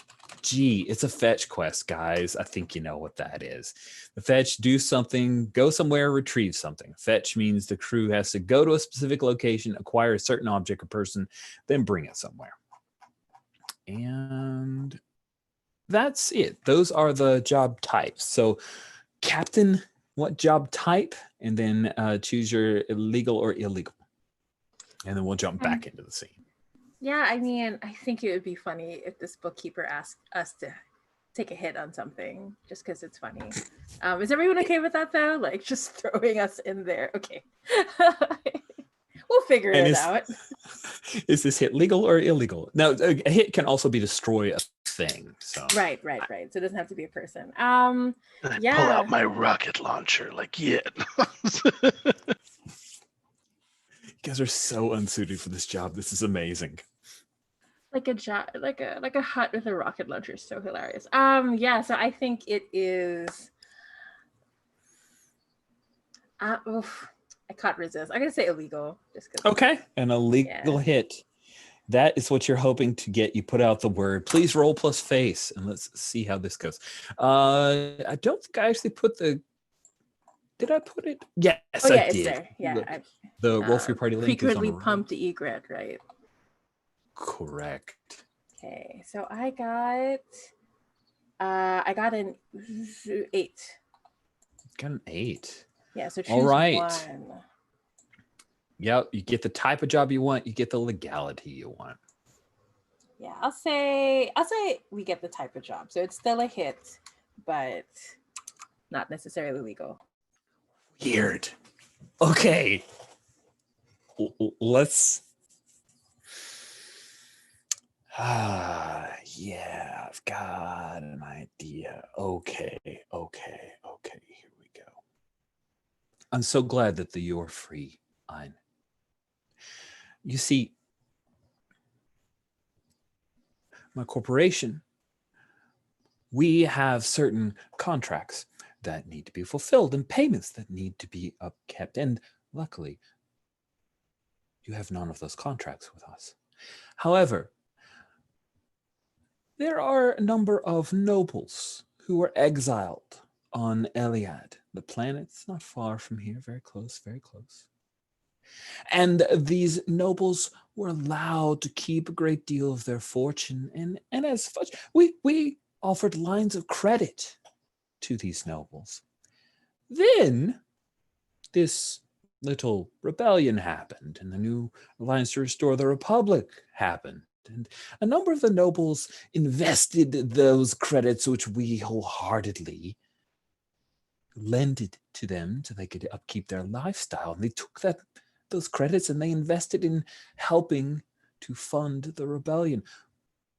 The rebellion was successful. We're all beneficial. We understand that. However, business is business. And there are a few nobles who have left the planet and returned to the core worlds because their exiles are over. There are a few who have not quite made it off the planet. We need you. We are authorizing you, Ein and the Smoky Bantha, to head to Eliad. And there is a particular space-worthy craft that has illegally agreed to ferry a number of the nobles back to the core worlds. The good news is that this is all perfectly legal. We're not asking you to kill anyone. You just need to permanently disable this starship so that these nobles will be forced to recompense us for the generous loans that my corporation has offered to them. Right, so we just have to take out the ship, make sure they stay put, and your contracts are fulfilled. Sounds straightforward. Of course. Very, very easy. Now, Celis, as this conversation between Gensi, oh, wow, whoever picked that picture, that is the best. That is the best DeRust picture. So good, so good. So Celis, taking a look at the Minos cluster, you being a runner, Adarlan to Eliad is a bit tricky. It's effectively 3 spans worth, because going directly from Adarlan to Eliad, you can't do that in hyperspace. There are just some really weird gravity wells around Sector 12 that will jack up any ship. I mean, if you want to do that, you can try, but you've heard tales of the fools who did. So you really have to head up Rima to Traven and then snake around past Yel'Sain to Eliad to get there. You can also jump down Rima to Karadef and then slide up past Shesarite to get to Eliad. Either way, you're looking at 3 spans. Every span costs credits. The size of the bantha means that you are going to need the extra cargo hold is so large. You're basically going to need a total of 3 to get there, plus 1 for your supplies. So supplies for a crew for 1 span is 1 credit. So you're basically 4 credit per span. And that's 3 spans. You're going to need 12 credits to break even to get there. And then 12 credits to get back. Yeah. So first of all, during a conversation where violence might happen, I have a move, which is ask questions later. Mm-hmm. So I rolled that. I'm sizing up the rest of the bar to make sure anything, there's any problems. I rolled a 3, 4, 5. Go ahead and roll. Yeah, I rolled a 5. Awesome. That means that you hold 1 and can spend that hold to immediately inflict harm. Oh, that's great. Yeah. I mean, yeah. It's good. Oh, by the way, XP on a miss in this game. So go ahead and mark XP. 6 XP to advance. Okay. So XP on a miss, and then there are post end of job or end of session questions as well. So go ahead and mark that XP. And yeah, so you hold 1. That's you hold 1. Yeah. But I hold 1 against you. That's just delightful. I'm going to lean forward and probably, slam my fist on the table a little bit harder than needed and say, this is an expensive job. This is, it would take 50 cred or more for us to be able to handle this. I'm sorry. I'm so sorry. This is delightful. Oh, do you allow this one to negotiate your contracts now? I believe that there was a protocol I didn't quite understand. Oh, and Ayn starts blushing for just a moment. Celis is quite aware of these things. I trust her. If she says this is how much it's going to cost, it's how much it's going to cost, darling. Now, this could be mitigated, of course, with a, if we could take on extra cargo to deliver along the way. Because as you know, this trip is quite distant. So it is distant. Shelby, what was Ayn? What was your friends, your crewmates? Celis, yes. Celis. Oh, it's very capitalistic. So I like it. You can pick another job up, but this needs to happen soon. If those nobles get off of Eliad, then you won't have a spaceship to destroy. However you defray your costs is up to you, friend. I am authorized to offer you 30 credits. Now I'm sorry to step in. Did my ears deceive me? You offered us 30 credit. That is but a paltry sum more than just the travel cost for us to go to this venture and back. I believe we could no doubt. Excuse me, Captain. Excuse me for speaking, but I do think that we could find any other job that would pay us a dalliance more, and we could stay on planet. So I'm just putting my voice into the ring, Captain. I'll go back to twiddling my thumbs. And I give I think it's this act that Dougal and I have. Like he'll play it up and act like we're gonna walk. And I'm So like, let's see how "Thanks." well you play it up. Give me a fast talk, Dabul. Well, So roll. that's Oh, great. sorry. No. Yeah, I'm good. Okay. All right, Roll plus so face. No face. So let's just do TD6. Rolling flat. 5 and a 6. I got 11, baby. Pow, pow, pow. Oh, baby. Nice. Okay. So an NPC on a 10 plus, they buy it, whatever it is you're selling them on. That is fantastic. But, oh, yeah, there's no but. It's just it. It's just, you succeed, he says. Ein, is this true? Do you agree with your Thorian crewmate? I do. You know as much as I that this rebellion mess, it's made things a little more expensive. I'm sure you understand. It's all that hope, it's disgusting. But It's not let's very say profitable. yeah, not at all. But you know, just a little more, and I'm sure we can throw in a good word. We can figure it out sometime in the future, but come on, you're good for it, aren't you? And I sort of lean in and I'm like, remember that those nights in Coruscant.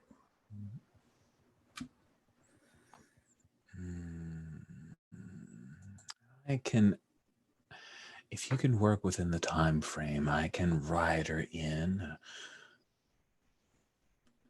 20% bonus to what I've offered. And I sort of get this look at Dubois, like, but it's like a look that's not a look, like, right? Like it's through my shoulder, like, what does he think? Well, if I may, 20% extra is in there. Real quick, the math on that is that's 6, right? That's an extra 6. Okay. Yep. I'm like, let me make sure. Sorry, I probably should have like parentheses that one. You're okay. That was simple math. Cody, it might be a little rusty this morning. DeBull kind of gives it a thought and he says, imagine taking a job to destroy a ship for a measly 6 credit and 6 credit extra. I have scrap back in the bantha worth 4 right now that I could get offloaded. If you feel that is fair, Captain, then I must say we accept. But, sir, you should really consider how much you pay the help these days, because I tell you, you're not going to get much for this. Well, do we have a deal? 36 credits for the job. And as your sell us friend said, you can pick up some haul, something else, defray the costs. Honestly, I'm doing you a favor. I could reach out to someone on Eliad and have that ship taken care of, but you and I, Coruscant, times we've had together, I'm doing you a favor. And, of course, future contracts with my corporation are a possibility for those who perform well. Let's say we do well, we definitely get a contract in the future, but in a better position. I'd say let's take this as a test. If you like what my crew does, you'll take us on the regular. What do you think? I would like to take you on the regular, Ein. And not many can say that. Indeed. Very well. And he pulls out a little data pad and he like shows you the schematics of the thing and where the ship is and all these other details. And he just needs you to mark so that you've accepted the contract and he can move about his day. Sweet. All right, friends. So we are looking at 11:25. So I want to jump into a little bit of mechanics just so you guys have the opportunity to see how this goes. So fly a span is what we do. So you guys have gotten your job. You head up. We kind of do a quick star wipe to all of you on the Bantha. And you're now going to, fly a span. So I'm curious, since you are the jockey, Ein, I had listed out a couple of different routes. Let's just make sure that everybody's on the same page here. Do you want to kind of slide up to Traven, which you notice Traven has no details? That's just because it's not officially in Wikipedia, and we'll fill it out. It has a star, so I think it's a pretty major planet.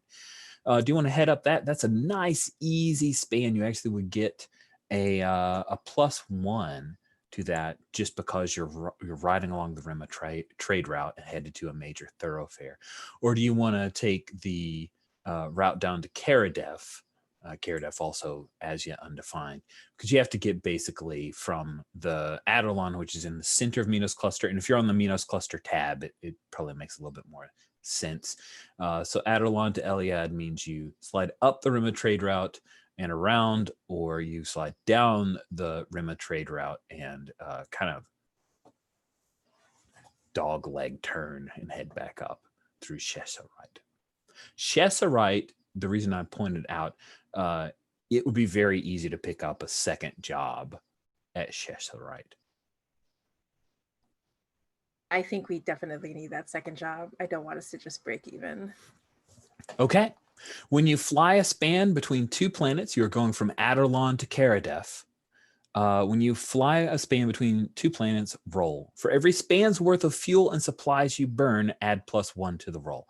Now, I will say that with this 36 offer, he gives you guys effectively 12 cred up front, meaning you can have the fuel and supplies that you need to get there based off of what he's paid you up front, and the fact that you guys did very well on your roll. So let's move to Rust Hulk. You have you needed 1, 2, 3 supplies, and you needed what was it? Sorry. Your total room size, the highest one is 3, so you need 3 for each span, so you need a total of 9 fuel.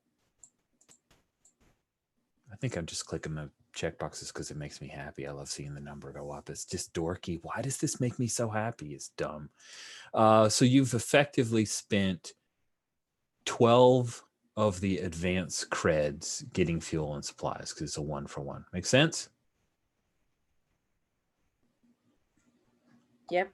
Oof. Okay. So for every span's worth of fuel and supplies you burn, you add +1 to the roll. You can do this to a maximum of +3. So you're just rolling flat unless you want to burn up more fuels and supplies. You, at the very least, are going to use 1 supply and 3 fuel to get to Karadef. Yeah. Do you want to burn more is the question. Yeah. I kind of want to, just to make sure we get the... I'm looking at the options. Yeah. How about we burn 2? Okay. Yeah, so we get a +2 to the roll. Okay. So you're rolling 2d6 with +2 to the roll. Are you using the gray pip sixers? Yes. All right, go for it. Okay, re-rolling. Wow, that looks great. Let's refresh because this is a pretty I of a know. die roller. I know. I'm trying It still to looks like a 12 on a 10 plus. This is great. This is awesome. On a 10 plus, you get to choose 1. You come across I a get station. to choose 2 because of my trader's route. Ooh, nice. So you get to Yeah, choose 2. Every crew member chooses 1 chain to loosen. Every crew member heats or cools a chain. You stumble on an abandoned hulk. You come across a station. Stumbling upon an abandoned hulk gives your junker the ability to scrape it. And you guys can get some stuff off of a derelict spaceship. Yeah. Coming across the definitely. station lets you grab extra supplies, all that kind of stuff. Yeah, I like both the Hulk and the station. I think our chains are still kind of like okay. Are they? At this point. Are they? They're not? Choking is bad. Oh, I got it. Wait. Let me check. That's right. Yeah, because we just started, but I forgot. How about Abandoned Hulk is... Let's get Abandoned Hulk because Dougal, like, I have a feeling Dougal's like, wait. You're the captain, if I may. I believe there is a rusted hulk upon the perimeter. Please let me scrap it. It's the least I can do. You helped out with that skeeve. I haven't taken enough showers. Yeah, let's do Perhaps this one will have a working refresher we can requisition. Okay. Yeah. So you've got that one. You get a second choice. What's the other one? So heats or cools a chain, chooses one chain to loosen. So if we loosen, it'll go slack, right? Like that's It will like- go from choking to taut. Okay. Yeah, And then sure. the heat means that you move the modifier down or up by 1. Mhm. Sure. Let's have every crew member chooses one chain to loosen. Nice. And of course, I need to we don't have to jump into a full scene, but I am curious, what's the color to that? What causes that? So that means that everyone who has a choking gets to move it to taut. I think the only person who has a choice really is Gordy, because you had 2 chokings. So how did the choking relationship between Deboul, by the way, nice new pick there, Cody, between Celis and Deboul, how do you think things got a little easier between the 2 of you? I think the edge is off on Deboul right now because there's a new junker on the horizon that he's going to get to scrap. He'll probably find a replacement tool there. He still wants that tool. Do not get it twisted, but hey, at least there's something fun. He has a what is it, shiny object syndrome. He's just like, that I will pursue that now. Okay, cool. So you found other things too. And Celis, did you do anything, or was it just basically that Deboul figured out his own stuff? I don't really care about Deboul's, interaction with, I just use whatever I can. That's not important. Yeah. Just sitting there with the Hydra spanner, picking at something else. Oh, it looks like he's not mad anymore. Oh, Awesome. I think Gorty. I probably banged the Hydra spanner a little bit to, it's not working, and yeah. Gorty and Antina, your chain has become taut from choking. What do you think got worked out between the 2 of you? Ein, you sure know how to pick them, don't you? You know what? Beggars can't be choosers. At least it's legal. We shall see. I must say, I was rather impressed. You had a quick wit and a sharp tongue on you, Ein. I did not know that some run-of-the-mill pilot would be able to talk their way out of a situation.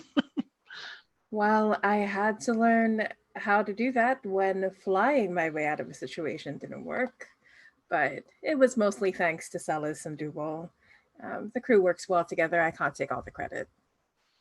Well, I guess you could always practice piloting a bit more. That might, help solve that issue. But I just, I apologize.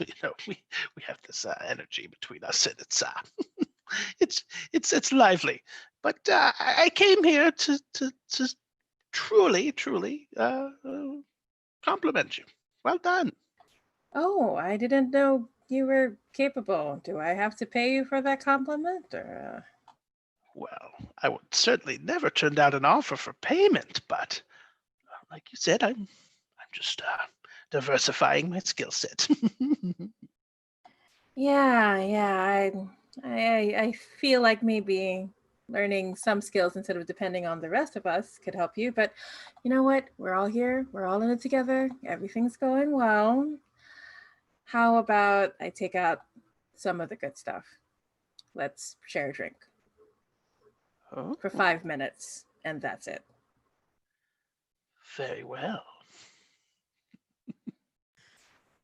I was wondering when this was going to slacken. So the 2 of you are sharing some knockoff Alderani ale. It's not really from Alderaan, but it's claimed that it's it's kind of like calling it champagne, but it's not really from the Champagne Valley, that kind of thing. When I think Deboul, you catch on the scanners. You guys have just passed Karadef. When you find that there is a floating hulk, it's actually what appears to be a remnant of the recent troubles on Gesseril. So there was a fleet, a New Republic fleet that came to Gesseril, a prison planet, Imperial prison planet, and they blow up a lot of stuff. And there's a Y-wing that is floating out, and evidently it drifted all the way through the asteroid field and is on its way into Karadef area. But right now it's still effectively kind of neutral. Probably going to need to like file off a few serial numbers to sell it, but there's some pretty good stuff on that Y-wing for you to scrape if you're lucky. I'm feeling lucky. All right, let's do that thing. right. Cool. So what does that look like? And you're going to be scraping a Hulk for valuables. Yeah, so I think I feel like a Y-wing, we might have enough room. No, it's fine. I was gonna say, I wonder if we're able to bring it into our thing. We have a docking. What is it? I chose a boarding dock. Perhaps we can pull up with that, and I'm able to actually get right on the side of it. I have a simple pullover spacesuit of my own. I just kind of drift a little bit away from our ship and start looking and seeing what valuables are still there. Does it have a payload still? That can go for big bucks. Is this the situation where there's a droid and that would be worth something? Ooh, nice. Or would it be better for us to just, try and haul this behind us and scrap it later or something, like that's kind of, I think. That sounds awesome. I mean, I'm good with if you want to go out and try to scrape it, or if you want to try to tether it and bring it into your hold, or maybe cut it piece by piece to bring into the hold. Probably makes a little more sense to me. Yeah, I don't think DeBull is interested in bringing in a whole starfighter. He'd rather just take what's valuable from it, and why worry about dragging the rest through space? That would just eat up fuel costs, and we can't be having that. You're not wrong. Awesome. Let's have you scrape a Hulk. When you scrape a Hulk for valuables, roll plus junk. And that's just DeBull's point of view. If you guys feel differently, if the captain says otherwise, DeBull has to. I think we got like an Athorian in a spacesuit headed out, and maybe you guys are watching, and Celis, for some reason, the love cat is like circling around your leg and rubbing its tail, like really wanting your attention, Celis. So is the captain good with just scraping that Hulk? Seems like it. Okay. Oh, yeah. Gonna let Double do the Double thing. For some reason. Them bones. There we go. All right, so I'm rolling +2 for junk. And that's great because I got a 4, so 4 + 2 is a 6. So, hey, this is a disaster. It is a disaster. You can call for help. Yes, you can. You can call for help, and that would be a good call. We get to see this in action. Yeah, all right. Yeah. So I guess how do you call for help? Is that a move that I'm not? It's a move. Yeah, it's one of the basic moves. It's effectively like, it's the help, it's the assist, it's the teamwork related thing. I need to. So it's in the bucket of That's my moves. problem. It's in the bucket of moves. And There it is. Okay. Yeah.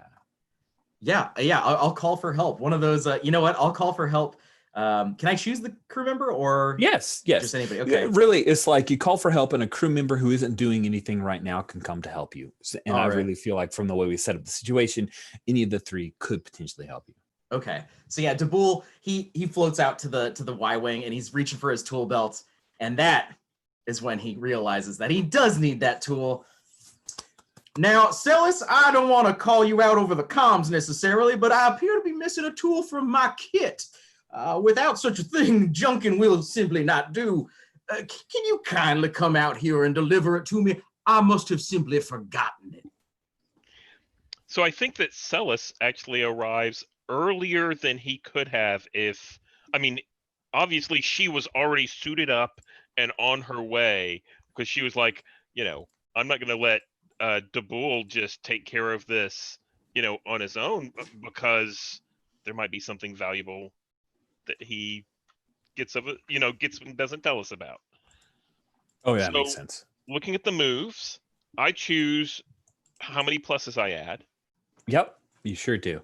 Okay, and then there's consequences for that, and we have a choking relationship, so that subtracts the higher choking value. Well, it's a taut relationship now. It's taut now, yeah. You guys had just modified it to taut, so. Does that mean that mine also modifies to taunt? That's a great question. Oh, because everybody gets to do it, though. Like, I'm looking at the move again. Yeah, so, I think you're right. I think it's just, so my relationship with you is taut. Yours can still be choked. Yeah, I think so. I think that because otherwise it would be everyone gets to basically like undo a bunch of different. Oh, nice. Okay. Yeah. Thank you for that. I agree with that interpretation. Sweet. So you get to move one of your attitudes, but you don't. Okay. So I think I have a choking with you still, Mm-hmm. and it's a 1, so that would be subtracted to the roll. So let's add 2. And I will roll the help move. And I rolled snake eyes. So that's 2 minus 1 plus 2 is a total of 3. Okay. Cool. So And they're then I just think I happening. still choose, right? Is there a roll? Wait. I thought it was just you adjust the roll by number. I don't see where there's a roll. Oh, is that So true? when you make a Yeah. roll, don't like the result, you call for help. One crew member who isn't doing anything right now can come to help you. Then the crew member who's helping you, they decide how many +1s they want to add to the roll. So for +1 that you add, and that's the thing, right? You can choose to push them all the way to a 10 if you want. But then these choices happen. Okay. So for every +1, the crew member helping chooses one consequence. And the choking relationship subtracts. So you rolled a 6. Is that right? Yeah, Yes. I rolled a 6. Yeah. So I have to add at least 2 to make it a 7. So that's what I said anyway. Okay. Okay. So, and then,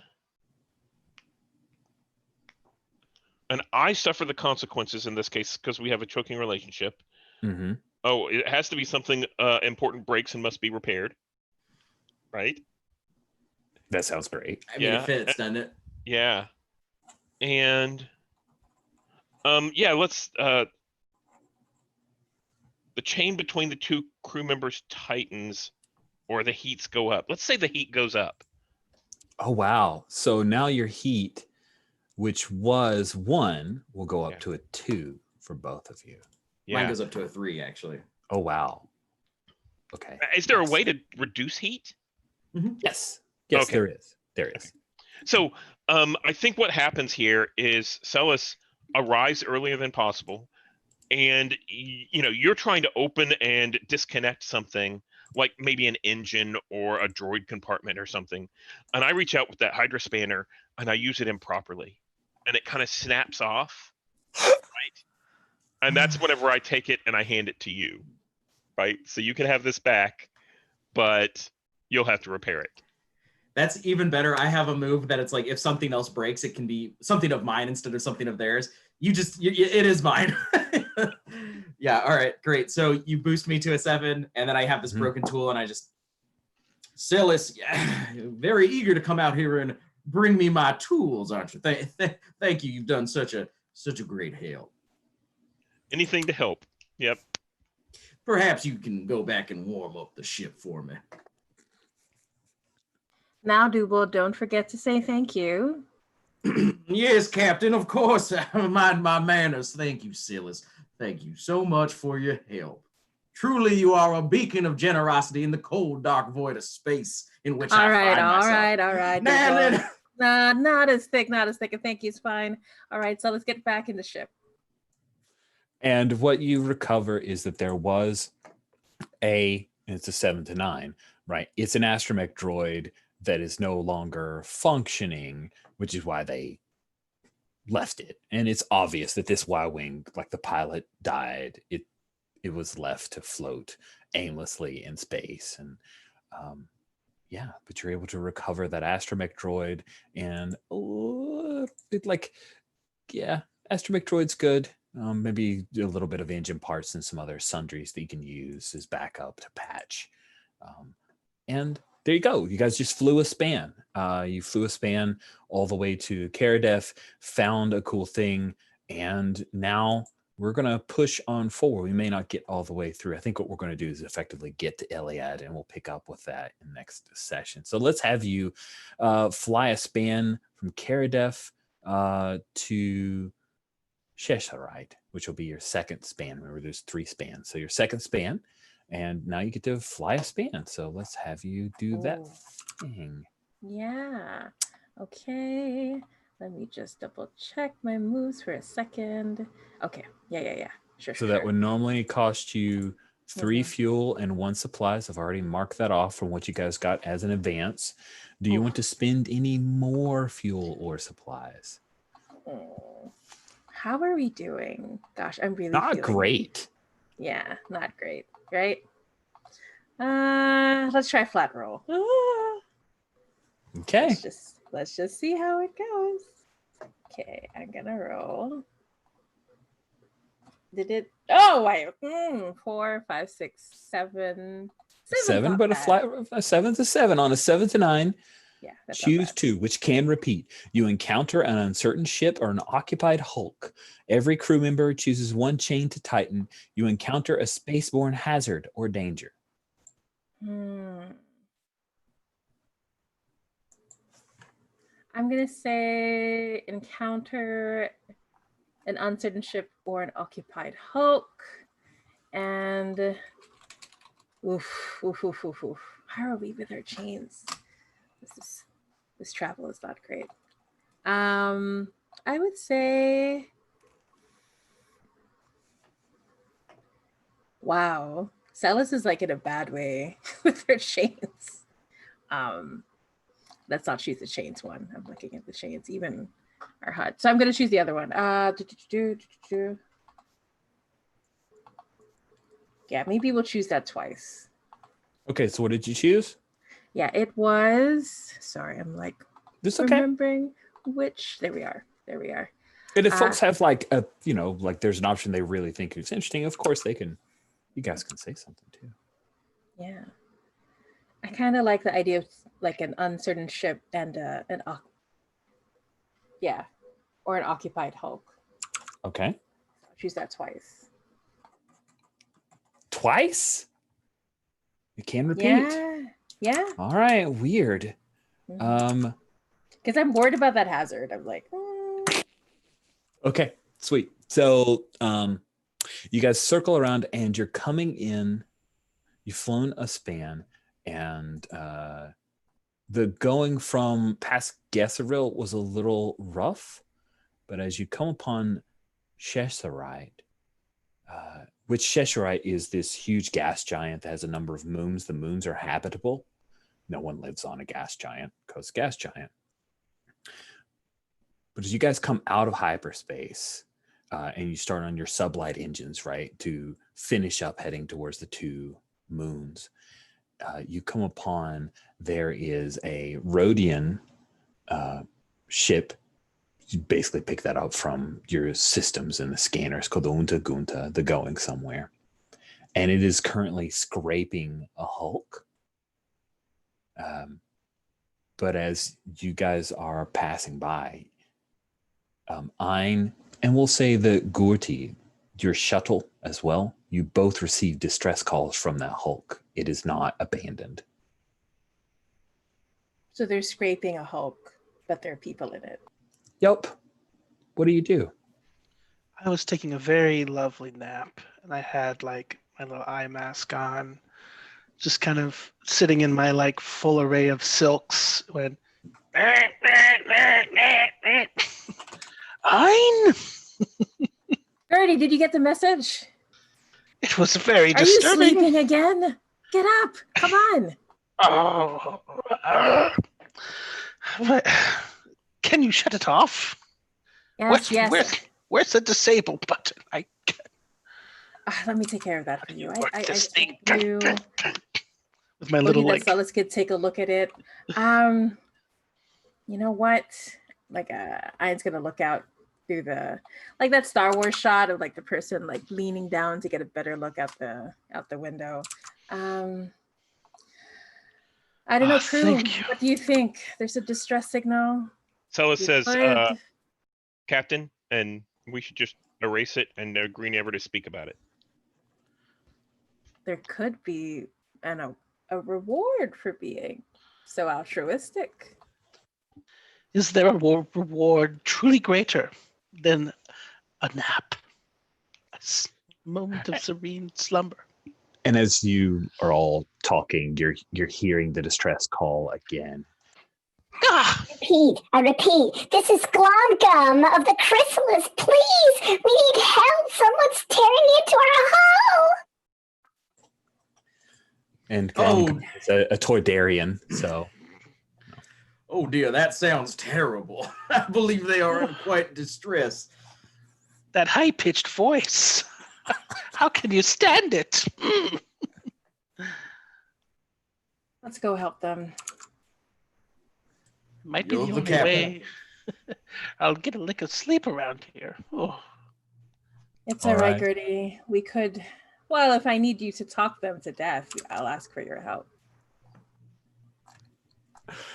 and with the smoky the smoky bantha laying in a course to intercept this ship filled with at least one Toydarian being attacked by the Undagunta, a Rhodian scraper.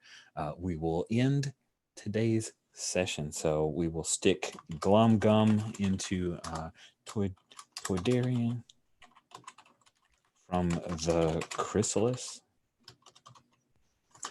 And that is where we will end it with you guys headed out to stick your nose into these scrapers who are effectively trying to make a Hulk derelict that wasn't actually derelict. And that will end our session for today. We have a few post-session questions, end of session questions here. And at the end of session, you will mark XP for them. Let's go from right to left, starting with Stephen and Celis. You've got 4 questions there. Let's see if you marked any. So let's see. You addressed a challenge with wits, deception, or violence. I don't think so. I mean, you helped out. Let's see. During the negotiation. Address the challenge with deception, which would possibly be the Hydra Spanner stuff. Okay. That was exactly where I was leaning. Yes, I think you should get an XP for that. Okay. One of your chains went from slack to choking or choking to slack. They didn't make it that far. You made a room's personality felt. And you made a decision for the whole crew with or without their input. I don't think so. Okay, so 2 XP is your total then. 1 from the miss and 1 from that end of session. Gorty.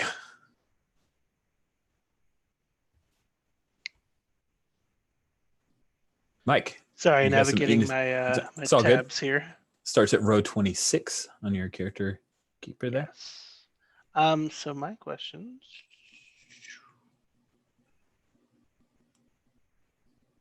Hold on, getting the right page pulled up here. Okay. You addressed a challenge with charm, diplomacy, or deception. Other than the challenge of trying to smooth things over with Ian a little bit, I don't think I really think stepped so. in for that. Yeah, I think that's fair. Okay. Did not move my chains too far. You made a room's personality felt.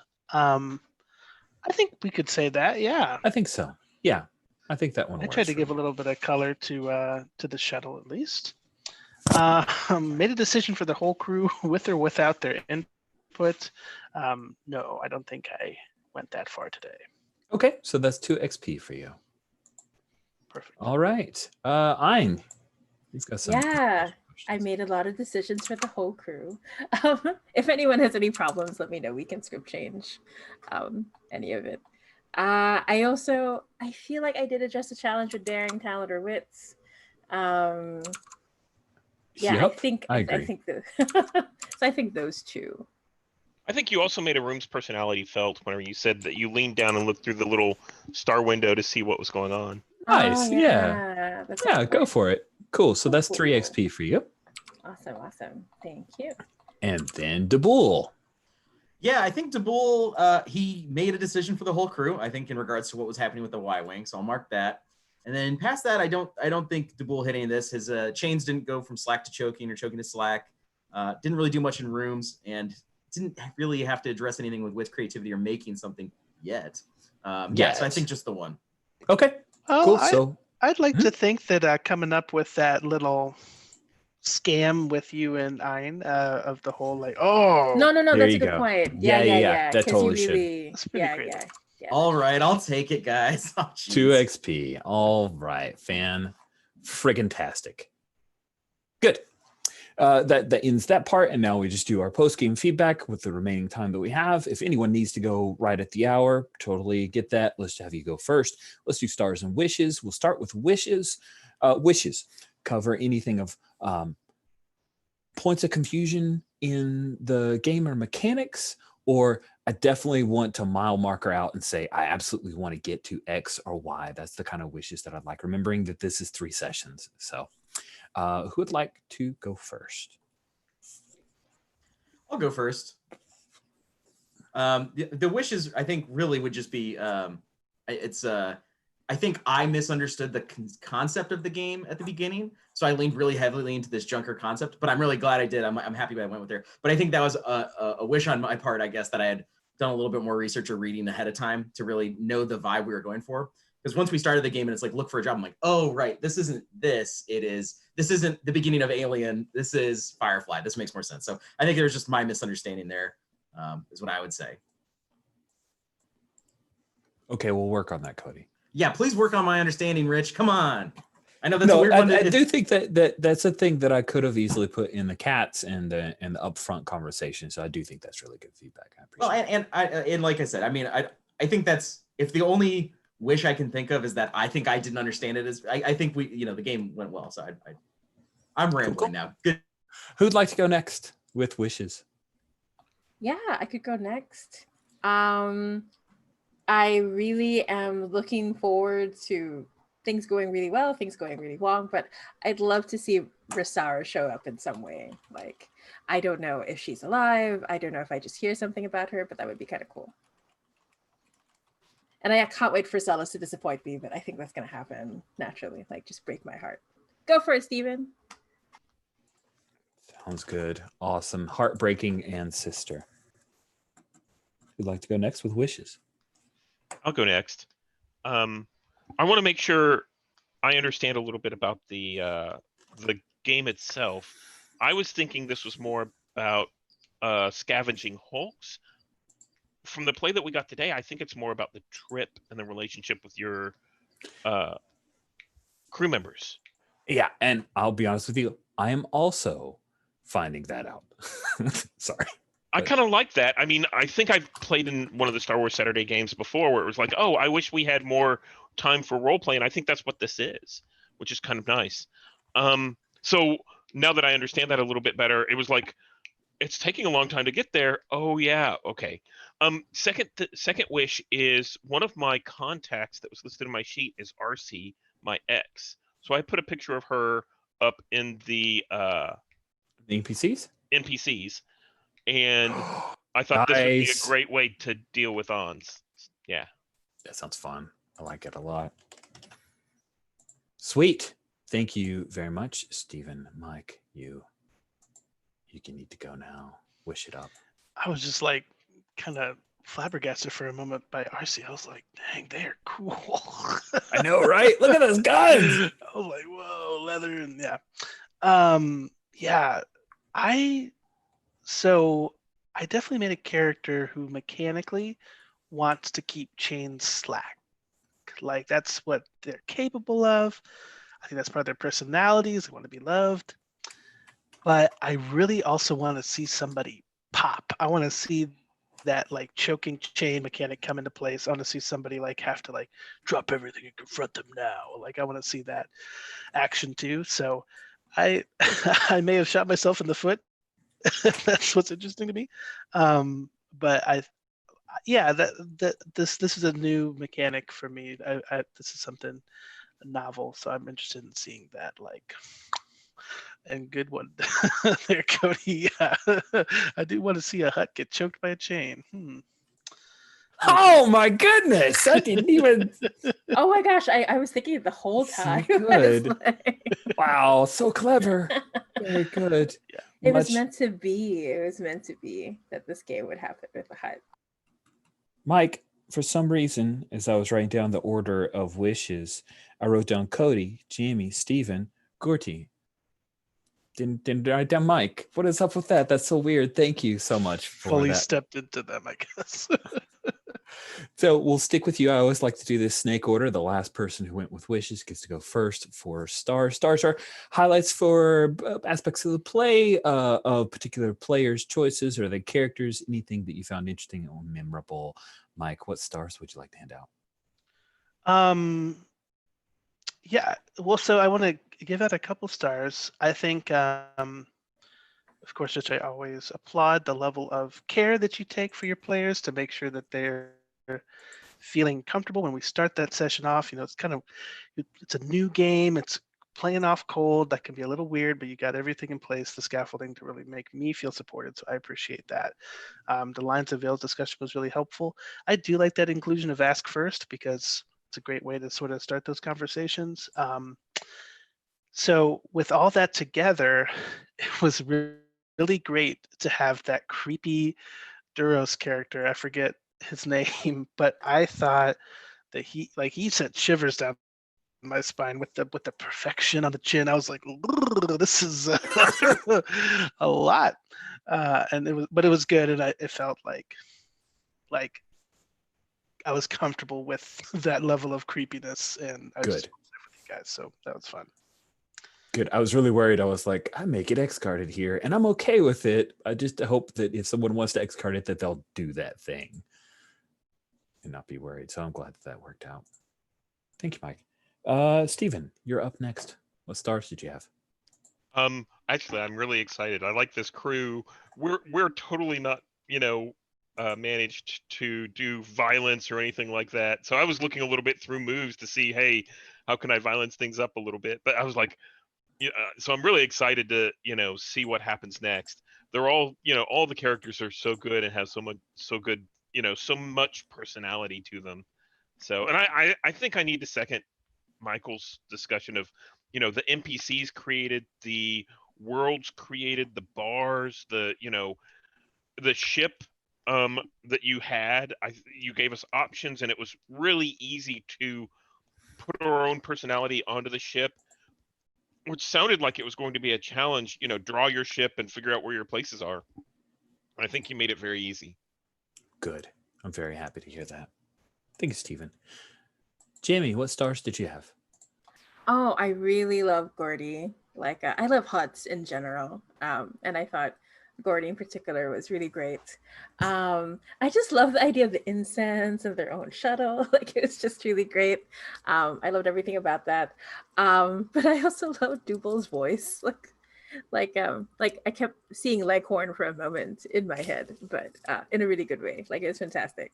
So I appreciate everyone putting up with the captain's bullshit. Like, let's go hit something, even though we don't have a lot of hitters on the team. I think personally, it comes from a place where I want to test as a player, can the game still work out well if like we go in like, not maximized. But yeah, I really like the system so far. It's even better than I thought it would be. My favorite move so far is Fly Span. That one's really, really fun. It's a big like drama generator. It's pretty cool. I like how different the 7 to 9 and the 10 results are. It's the kind of thing where you're like, no, I really do want to burn some fuel. Like, oh God, no, I don't want that miss, because it's just so we're clear, the authority is like it's probably going to be either the Empire or the New Republic based on where you are, or it could be corporations. It's just the authority will be whoever is in control or whatever faction is in control is the way I see it. Thank you, Jamie. Cody, bring us home. What stars did you have? So the first star, seconding, thirding, I guess at this point, fourthing. Rich, the work you put into setting up these games is always astounding. I mean, I can't count the number of times I've tried to learn a new system for a first session with a bunch of people, and it takes 6 hours, and we never actually get to play. So that you have games that are built for it, but also the work you put into the character keeper, the way you know how to hit and teach the moves as we need to go, or hey, let's jump into mechanics real fast because it's a good time for a move. It's just a phenomenal way of like getting a session going and still giving us time to play as we learn the system. So it's like I that's partially why I guess I never feel uncomfortable about showing up to a session being like, yeah, I don't know anything about this system, but by the end of the first hour, I'll have a character, I'll know how to play, and it'll work. So it makes it really easy to just sign up for anything you set up. Awesome. And then Jamie, I always got to give a star to anybody who accepts the leadership position, because it seems like so many of us so frequently are like, we'll just take a back seat. We'll play off what you give us. You go first. You take the lead. And you did it wonderfully. I mean, you jumped right in. And you're like, yeah, and let's take a hit and let's make this job illegal. And it was at that exact moment that I was like, oh yeah, this game's more than I thought it was. And it was wonderful. So I just got to give you a big old star for that. Absolutely. Very bold. I want to check in with something. I think we all have an end of session question that's like, did you make a decision for the whole crew with or without their input? Jamie, are you okay if we step in and like stomp on your captain's abilities? Yeah. No, I think that's part of the drama, right? Yeah. Like I'm the captain, but you're going to make a decision with that. Yeah, totally. So I think I'm going to start trying to push that a little bit. Oh yeah, for sure. Good. Thank you for that check-in, because I think that's an expectation I had that I never verbalized. It's like, please, like, make decisions for this crew, because you know best, right? You're smart. You've done this work before. You know how to go. Awesome. Really enjoyed this. I appreciate everybody being so open to me fully admitting, hey, I've never run this before. You guys made it so easy for me to kind of step back. And there were a couple of times where folks were like, no, I think it means this. And you're very considerate. And it made it easier for me to stumble a little bit and not be worried. Like, I didn't feel stressed, even though there were a couple times I kind of flummoxed something. So thank you for that. That's really on you. Stars for all of you for that. I agree. This game is more than I thought it was. I thought it was going to be a whole lot of scraping hulks, but like then there's a hit job and there's like fighting rules, and like this is going to be pretty dope. This 3-span job is. I did not realize exactly how much I threw you guys in for this. Man, that's good that you argued for 36 cred. So this is going to be fun. I cannot wait until next week when we pick it back up again and see what happens when you go stick your nose into Gunta's mess. Thank you. Oh, the other thing that's really exciting about this that I realized as we were going through it is how important these chains are. It took a little bit to wrap my brains around. And I didn't notice the choke move until someone mentioned it during Stars and Wishes and stuff. I was like, oh, whenever you move to choking, you make a move and something happens. Is that right? Yeah. Like, yeah. Oh. There's a move called the choke. It is scary. Interesting. Very cool. Yeah. So that's something I think that makes this stand out more than other PBTA games. I think there's some really, really clever design in here. I also saw the death move. It looks very interesting. Lots of good stuff. Yep. Awesome. I am going to go ahead and stop the stream. Thank you all so much for playing. And here we go. See you guys next week.